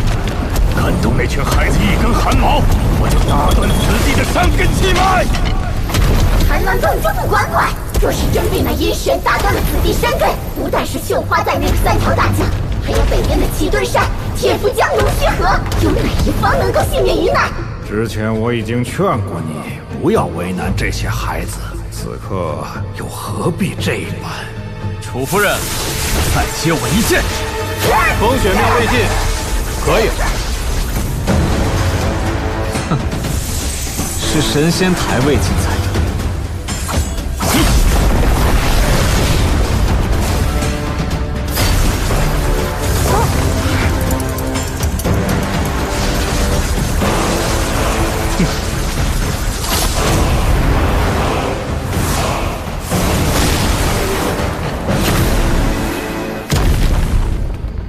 不愧是东宝平州最年轻的上武境剑仙。哼，你是不是墨家的那个谁？我听阿良说起过你。大黎京城守门人墨家游侠许若，不知魏剑仙此次赶赴大黎，除了解决今日风波，可有其他想法？若是没有其他想法会如何？有，又会如何？若是趁着大黎局势动荡另所图谋，那么在下便会挡在这里。亲自试试看魏剑仙的剑到底有多快。你不必担心，我这次北上是受阮师之托，护送这些孩子去往大理野夫关，并无他意。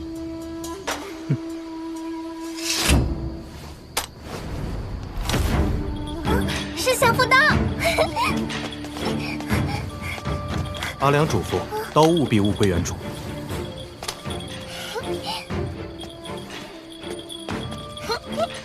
陈平安，这里可否让我来处理？我一定会给各位一个满意的答复。楚夫人，事已至此，该拿出点诚意来了吧？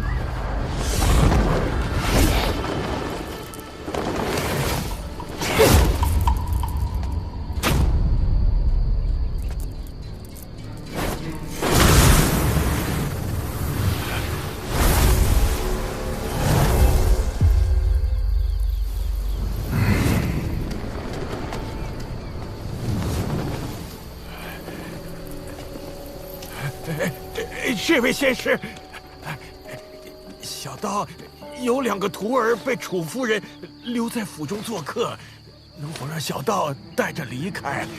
小道只怕徒弟们粗鄙顽劣，会不小心坏了楚夫人的规矩。楚夫人，能否放心？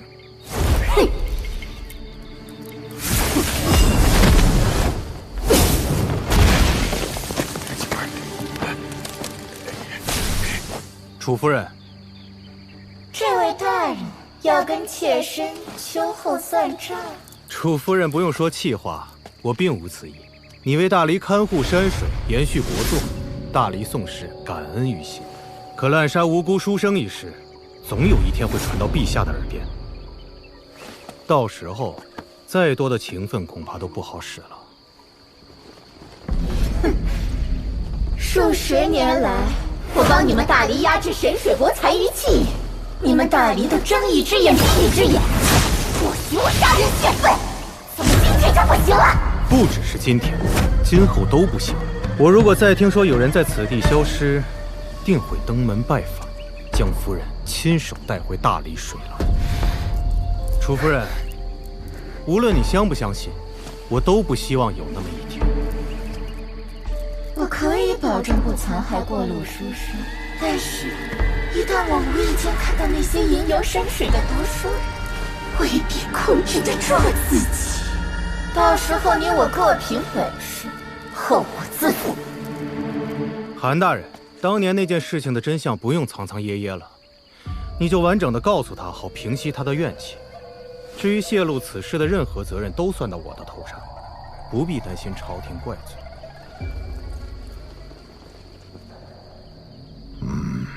有情皆苦，楚夫人，你的郎君其实并未辜负你的真心，是大黎朝廷为了顾全大局，生怕你离开此地气运紊乱，所以始终不曾告知你真相，故意让你误会了那个书生。事到如今，你还要骗我？你知道我是3岁小儿？我知道的，他若是爱上了谁，就一定是真心喜欢了。那你可曾知，后来他在观湖书院被人联手捧杀，一夜之间声名狼藉，最后失心疯了。疯了？他是大理第一位靠自己的本事考入书院的读书人，自然引起了大隋高氏和卢氏王朝的诸多设计陷害，诸多手段环环相扣，让他以为只差半步就会成为大理第一位被儒家学宫认可的君子。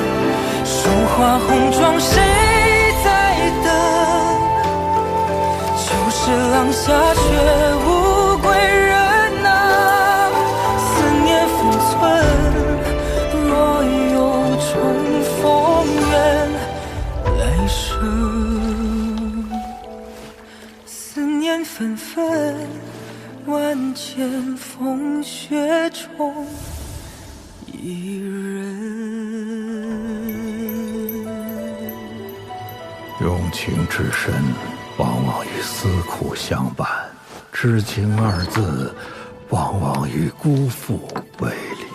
如果说之前的坑害涉及两国之争，那么最后将书生逼到死路，玩弄于股掌之中的，恐怕就是读书人之间的义气之争了。什么？不可能！不可能！这不是真的！这不是真的！为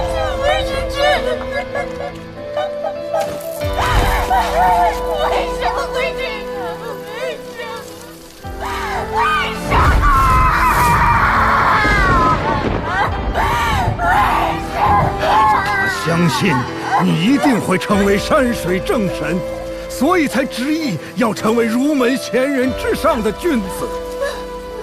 如此一来，将来返回大理，才有底气跟朝廷讨要一个明媒正娶。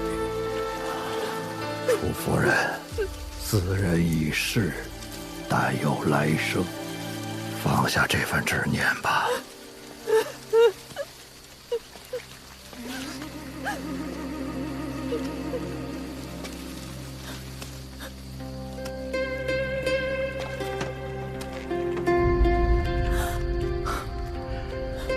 此番必取功名于庙堂，立志业于千秋。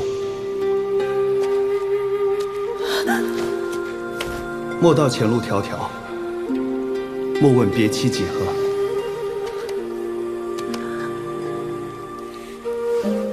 你我山水相逢，便是重逢。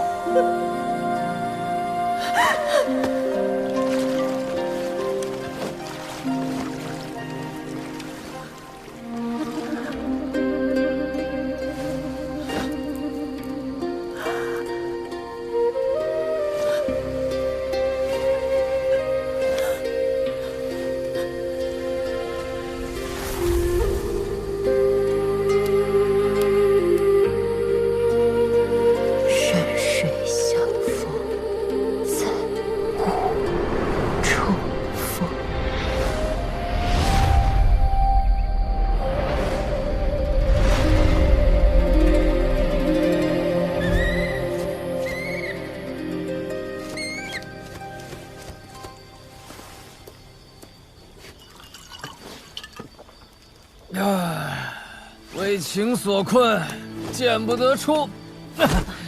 儿女情长，比剑气更长。阿良说魏晋酒品很差的，看来他真没追你。阿良前辈，真是个好前辈。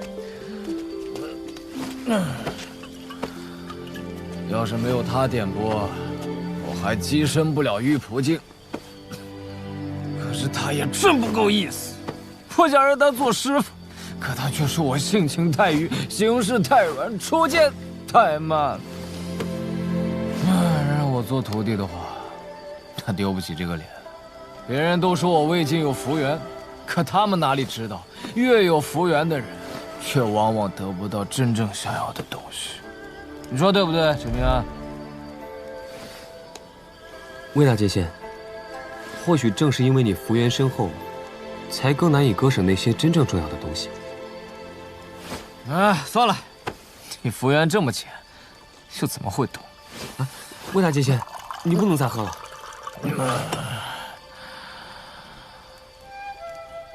你说她那么美，又怎会说出那么无情的话？她说我魏晋无论将来修为是高是低，都不会对我有任何动心。贺小良，我最后只问你一个问题，你问便是。你最讲缘分。如果有一天你终于遇上了与你有缘之人，哪怕你内心并不喜欢他，会不会为了所谓的大道依旧，跟他结为道侣？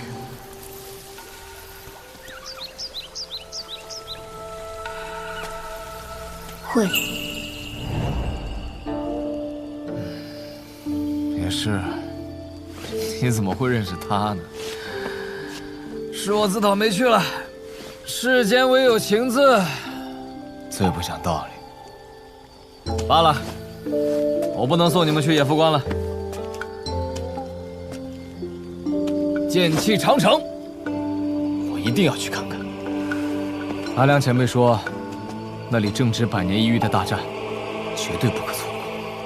没事的，如果那边的事更重要的话，前辈就去吧。像今天这么大的意外，不会再三出现。那我就放心了。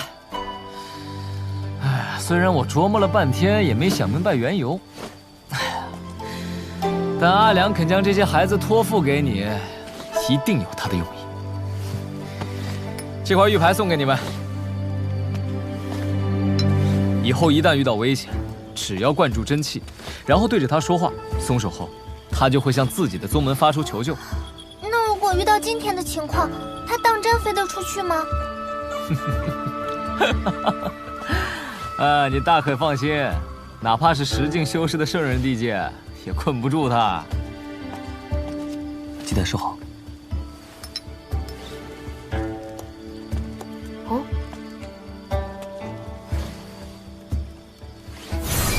这5个泥人送给你，谢谢你一路帮我照看毛驴。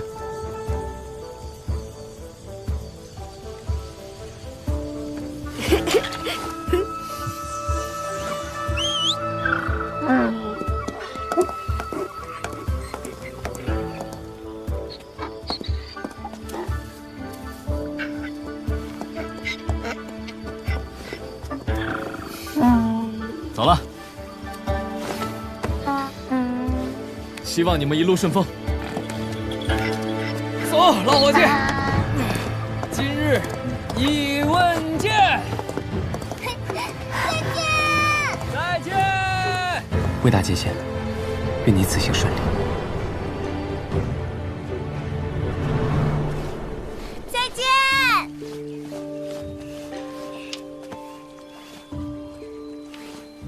小伙子，这是你的缘分，为师拿不走的。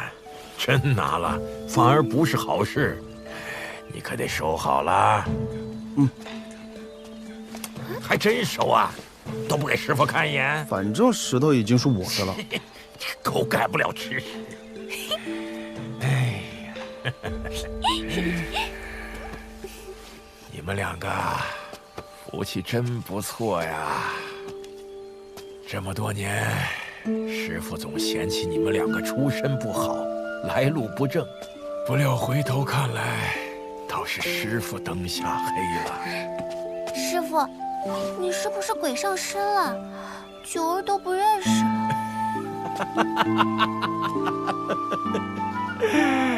哎，九儿啊，之前师傅答应1年之内不收福全，现在跟你商量商量，从1年改为半年，如何呀？师傅这趟给那女鬼狠狠打了一顿不说，饭子上还少了4个字。你们做徒弟的就不知道心疼心疼师傅啊！哎，半年就半年吧。师傅，那幅搜山图可是师门的宝贝，就这么送出去了？傻丫头，这些孩子没一个省油的灯，前途不可限量。这顺水推舟就能当好人的事儿，为啥不做啊？师傅的算盘都打到天上去了，不知道啥时候才能再见了。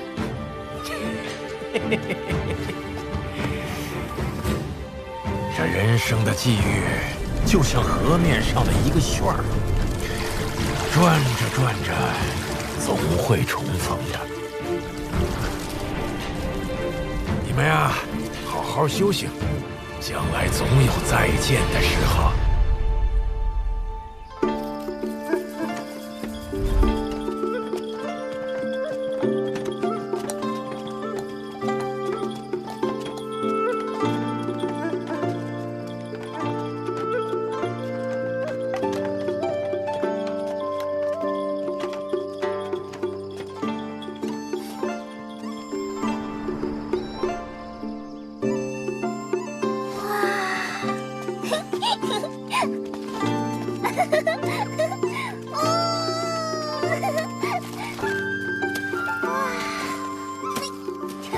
一剑破万法，这就是剑修的威力吗？我宁瑶喜欢的男人，一定要是全天下最厉害的剑仙，全天下最厉害大剑仙。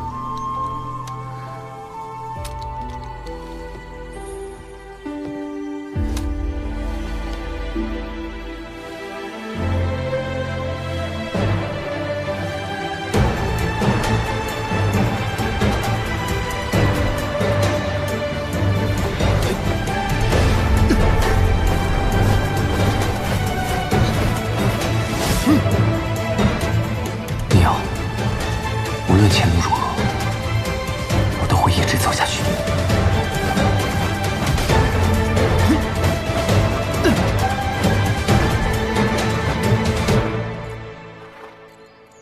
傲不可长，欲不可从，志不可满，乐不可极。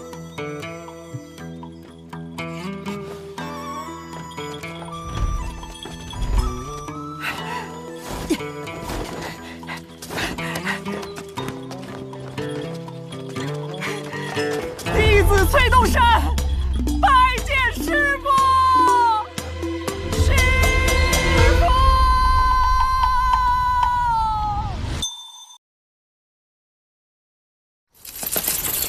哎呀，陈平安，你要是不答应，我就死给你看！碑文上就写陈平安弟子之墓。你可以试试看。你叫崔东山，我叫陈平安，墓碑只会有一块，谁活下来谁帮忙写对方的名字。哎呀，我想着先生您老人家不放心，你可以考察我一段时间啊。我修为如今的确不高，但见多识广，学问可是有这么高呢？先生慢点走，先生。我对大隋的风土人情了如指掌，此行有我没我，那必是天壤之别。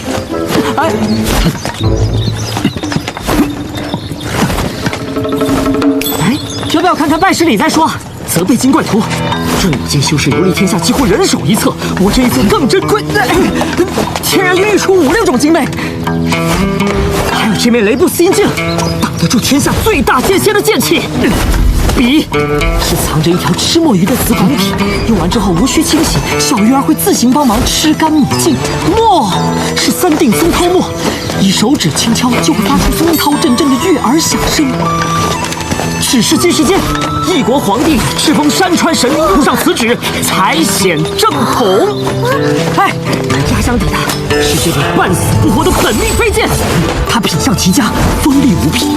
它最大的好处就是可用后继者养炼剑气，几乎拿来就能用。陈平安，我是诚心诚意的拜师，我可以发誓，如果我对陈平安有半点坏心，就天打五雷轰。不行。陈平安，我如此心诚，你再这样，拜师礼就要减半了啊！玉簪子不见了，看来是老头子收回去了。喂，你们之前难道没有遇上一个穷酸老秀才？他就没有跟你讲清楚大致缘由？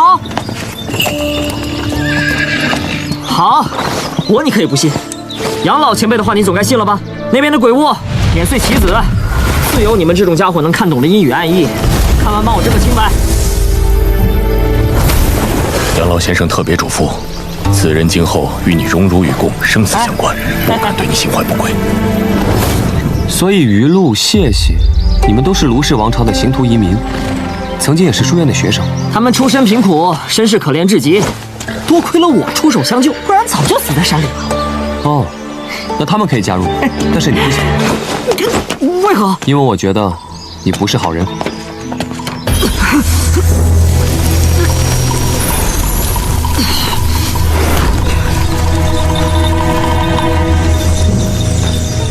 这日子没法过了。被人当狗遛呢，还看不出来？要不要我帮你？等你当了陈平安的学生再说。你陈师傅、陈大哥、陈大爷、陈老祖宗，你就收了我这个徒弟吧！你就收了我这个徒弟吧！陈平安，小师叔，今天所讲的是大礼，天命之谓性，率性之谓道，修道之谓教。老头子，你到底要我怎样让我学陈平安什么？你不是说呀？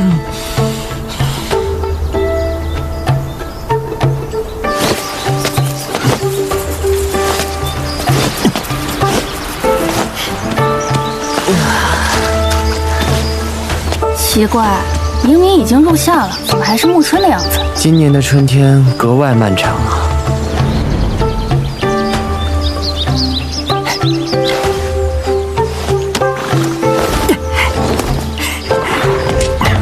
先生，过了野夫关，就算离开大黎国境了。前方的黄庭国属于大隋的藩属国之一，前身便是上古蜀国蛟龙四伏之地。这里边的往事大有文章。哎，先生，我先前没吹牛啊，有我没我是不是天壤之别？那，看在我家先生的面子上，给我包圆了。哎，先生，如果有假货，我会让你一件件吃进肚子里。是，您放心，您放心。哎，先生，先生慢点，先生，先生。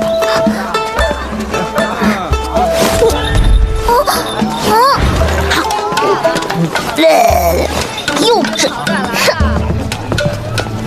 求水神老爷保佑，水神老爷保佑！我问你，哎，先生，一枚金晶铜钱能换多少样雪花银？哎呦，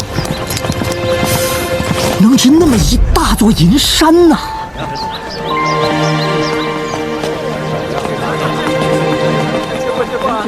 哎，走。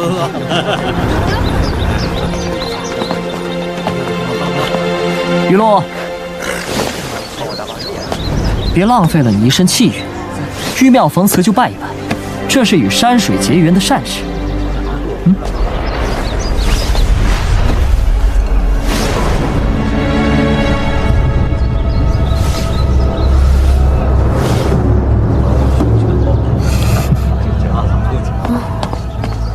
这里一直流传着一条不成文的规矩。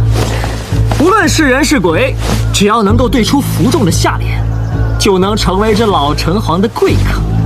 那咋样才算服众呢？扪心自问。夜深人静，良知清明，扪心自问，脱口而出。黄庭国的百姓都不拜神仙吗？拜，但拜的不是这一尊。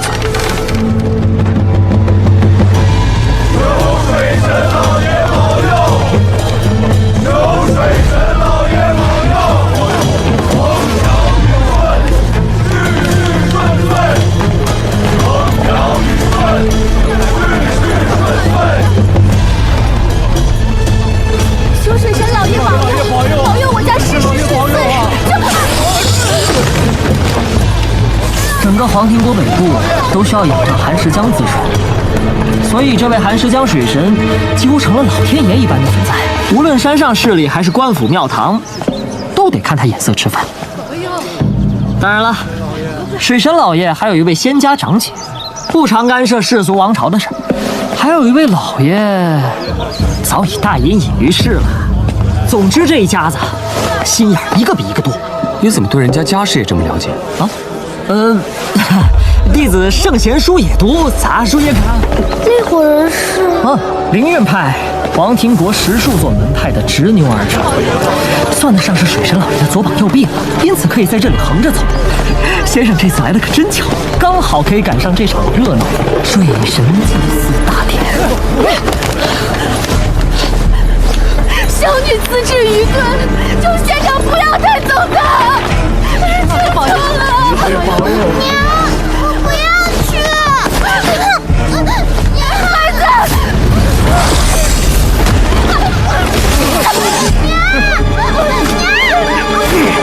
别不知好歹！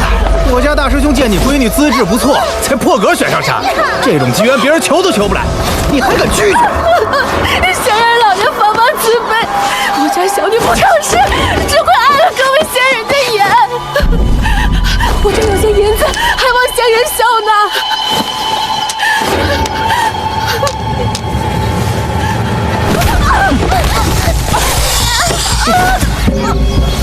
师兄，这妇人颇有些姿色，我能不能……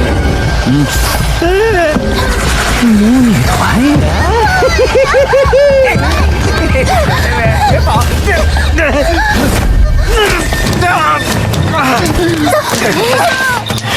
无耻！这也不错，正好凑一对。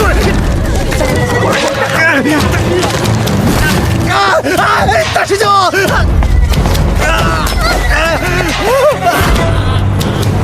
嚯，那人真勇啊！闪开，闪开！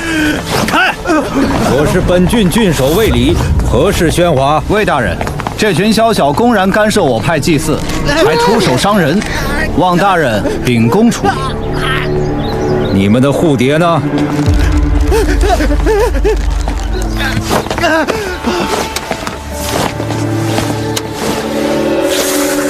哎呀，原来是大黎王朝龙泉县来的游学文士啊！是他们个人先告状。没事了。如今大理秣马厉兵，说不定明天皇庭就会国灭成周，万不可给大黎南下提早送个口实。哈哈，县长是要去大水府进礼吧？墨染了晦气，此事交于我处理，可好啊？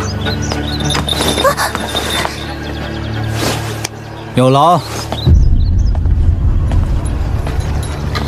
眼下正值寒食江水神大典，各派仙家汇聚在此，还望诸位小夫子入乡随俗，莫生事端。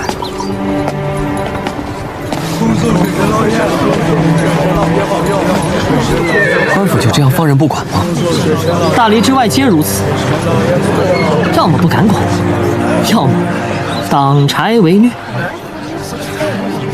大哥哥，谢谢你，我娘烧菜可好吃了。不必不必。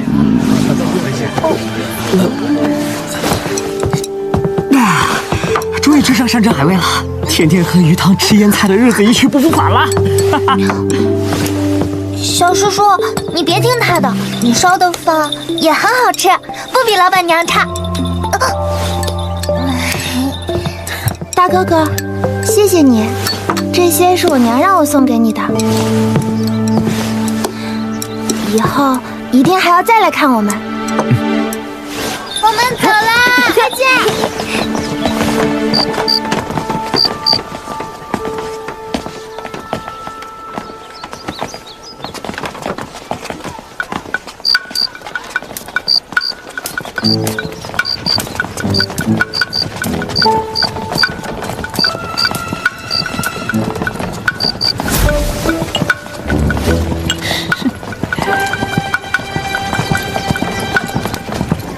赤头山，这怎么回事？这一锭银子不是你先前买那包货的银子？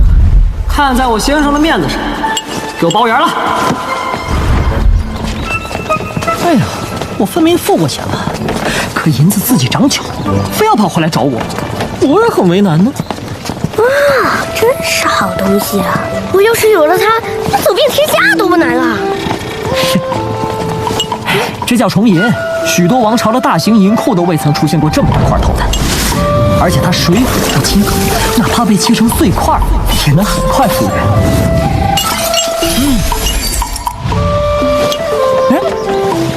想不想要？想，有了这个，我以后天天带着陈平安他们吃香的喝辣的。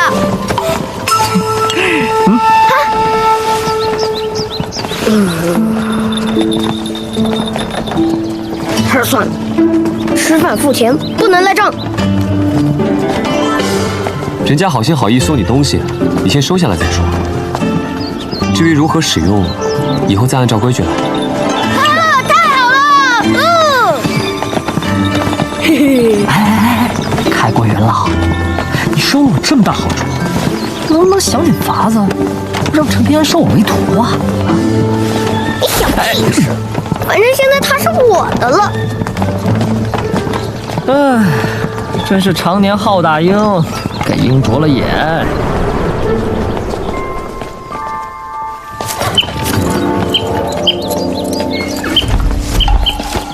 崔东山，你说的那间客栈，真的在这里头？这座秋芦客栈，因为是城隍阁的原址，里头有一口灵泉，所以被一座仙家宗门看重修建而成。入住其中对修行大有裨益，算得上是顶级奢华的客栈了。如今林守义已经踏上了修行之路，入住其中一定好处颇多。那很贵吧？一晚也就2000两银子吧。2000两？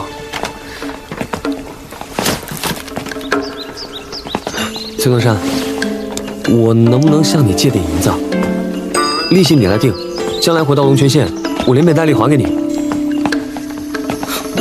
陈平安呐，哪怕你背着一座金山银山，还不是给别人做嫁衣？至于如此殷勤吗？不行就算了。啊！哎呀，师傅向弟子要钱，天经地义啊！说什么还利息？还本钱就行了啊！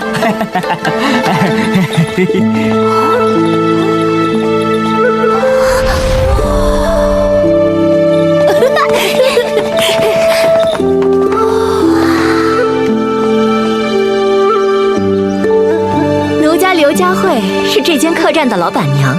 我们秋庐客栈有3大招牌。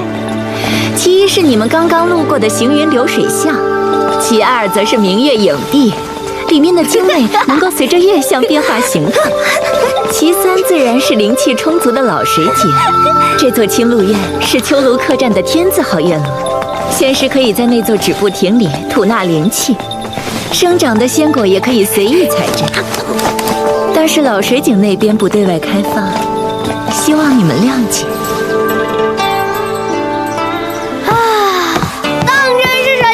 地方，爹娘和姐姐就没有这个福气了。哎，我的重银呢？崔东山，陈平安，你是不是失心疯了？整整2000两银子，就为了在这里住上一晚？你陈平安是郡守老爷的儿子，还是了不起的皇亲国戚啊？哎呀！好心当成驴肝肺的滋味儿，不好受吧？啊？你说林守义会不会把你的私人腰包当成共有财产啊？对财务早有概念的他，在一番利弊权衡之后，觉得自己亏了，才朝你发火。怎么，缺斗士跟搅屎棍儿？那你可曾想过，万一你的好心反而连累了别人，你也没关系。比如我用重银买下那一堆破烂儿，看似他财货两空，实则那摊主是一个孤注一掷的赌棍。我若是给了他真金白银，他定会赌到家破人亡。崔东山，你到底要干嘛？我知道你一直在跟我下套，但我想不通这种损人不利己的事儿对你有什么好处？好处嘛。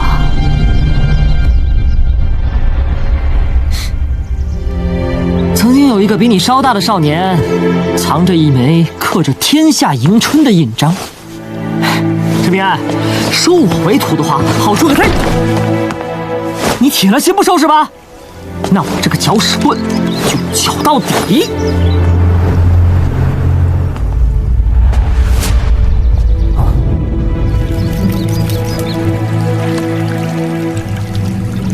原来印章中的蕴含之物已经重归天地了。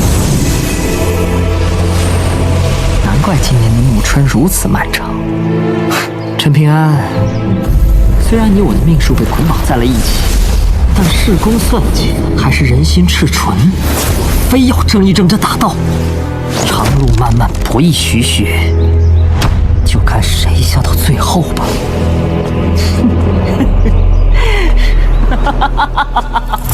嘿嘿，啊，好哎！娘，要下雨了。来，那你可曾想过，万一你的好心反而连累了别人，你也没关系。哎，陈平安，你干嘛去啊？林守义没啥坏心思，你别一拳打死他了！你到底去哪儿嘛？凌云派真的是越来越过分了，仗着他们祖师爷和水神有发迹之恩，就变本加厉，为所欲为。当真以为本官不敢治他们的罪？我的郡守大人，能不能坐下说话？你再这么晃荡下去，奴家就要眼花了。佳慧，你知不知道这些年来，我为这些山上势力擦过多少回屁股？可我黄庭终究国小羸弱，经国君敕封的山水正神屈指可数。因此，我即便知道那些山水正神与朝廷貌合神离，也不得不竭力讨好他们。今天街上的事我都听说了，实在不行，大不了我搬出师门势力，跟凌云派这条地头蛇掰掰手腕。幼稚！以后呢，遭殃的还是老百姓。衣食无忧，太平度日，对老百姓而言何其难也！汉老黄塞哪一次不是饿殍遍野？我求水神老爷，希望他尽可能将气运多节留下在自己的郡内。而这些年来，他们犯下的那些腥臭恶事，我只能拆东墙补西墙，尽力安抚。那些年来大大小小的灾厄，是天灾还是人祸？如果你这个郡守官身是在大理王朝，不得胡说。若真是被大理蛮夷一统北方，必是我保平州北方斯文正脉的断绝之日。你要真是铁骨铮铮，你怎么不干脆直接剿了大水府，再上书朝廷，另行册封水神？大人，我知道这些年来你受的委屈，但不这么做，水神又如何能帮你坐上那刺史的位置？身在局中，公义几分，私欲几何，难骗。我没有骗你吧，我的水神大人？那伙人身上散发出的龙气，浓郁至极，堪称绝世美味，连我都忍不住想要吃掉他们。姐姐，你们紫阳府的消息当真可靠？我告诉你，那伙人中一身龙气的家伙，正是覆灭的卢氏王朝太子。姐姐，那怎么你就不想破开金丹境的瓶颈，甚至突破至元婴境？难不成真要活在父亲的阴影中百年千年？你是不是害怕父亲哪天饿了，就拿咱们填补肚子？想想咱们其余7、8个兄弟姐妹是怎么死的，就不怕我帮你收尸的时候东捡一块西拾一块？我劝你远远秀秀得了，别动歪心思。我又不傻，如今这座天下，儒教圣人订立的规矩越来越繁琐，你我这些蛟龙都要把头压着走。权衡利弊，谋定而后动的道理我懂，不过我手中的那把刀就不一定了。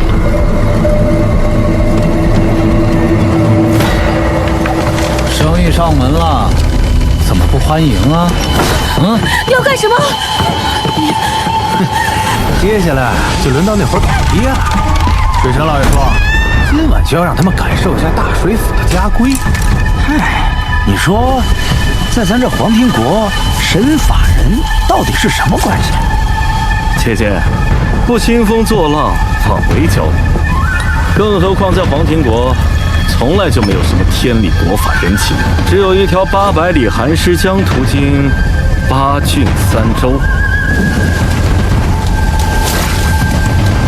大哥哥，谢谢你，这些是我娘让我送给你的。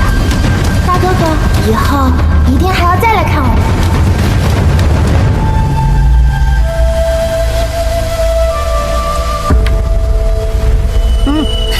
哎，我猜猜，你应该以为我这般高手不会走那街头对弈的卑鄙路子，才输的吧？但是从来没有规定身份应该跟所作所为相等，不是吗？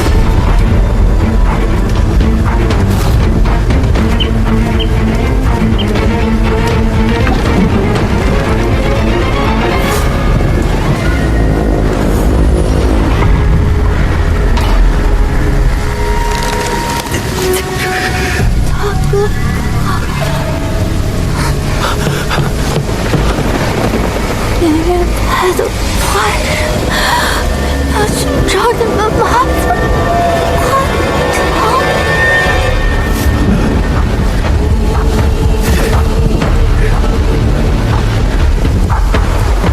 这个不讲道理的道理，你应该懂的。他也一样。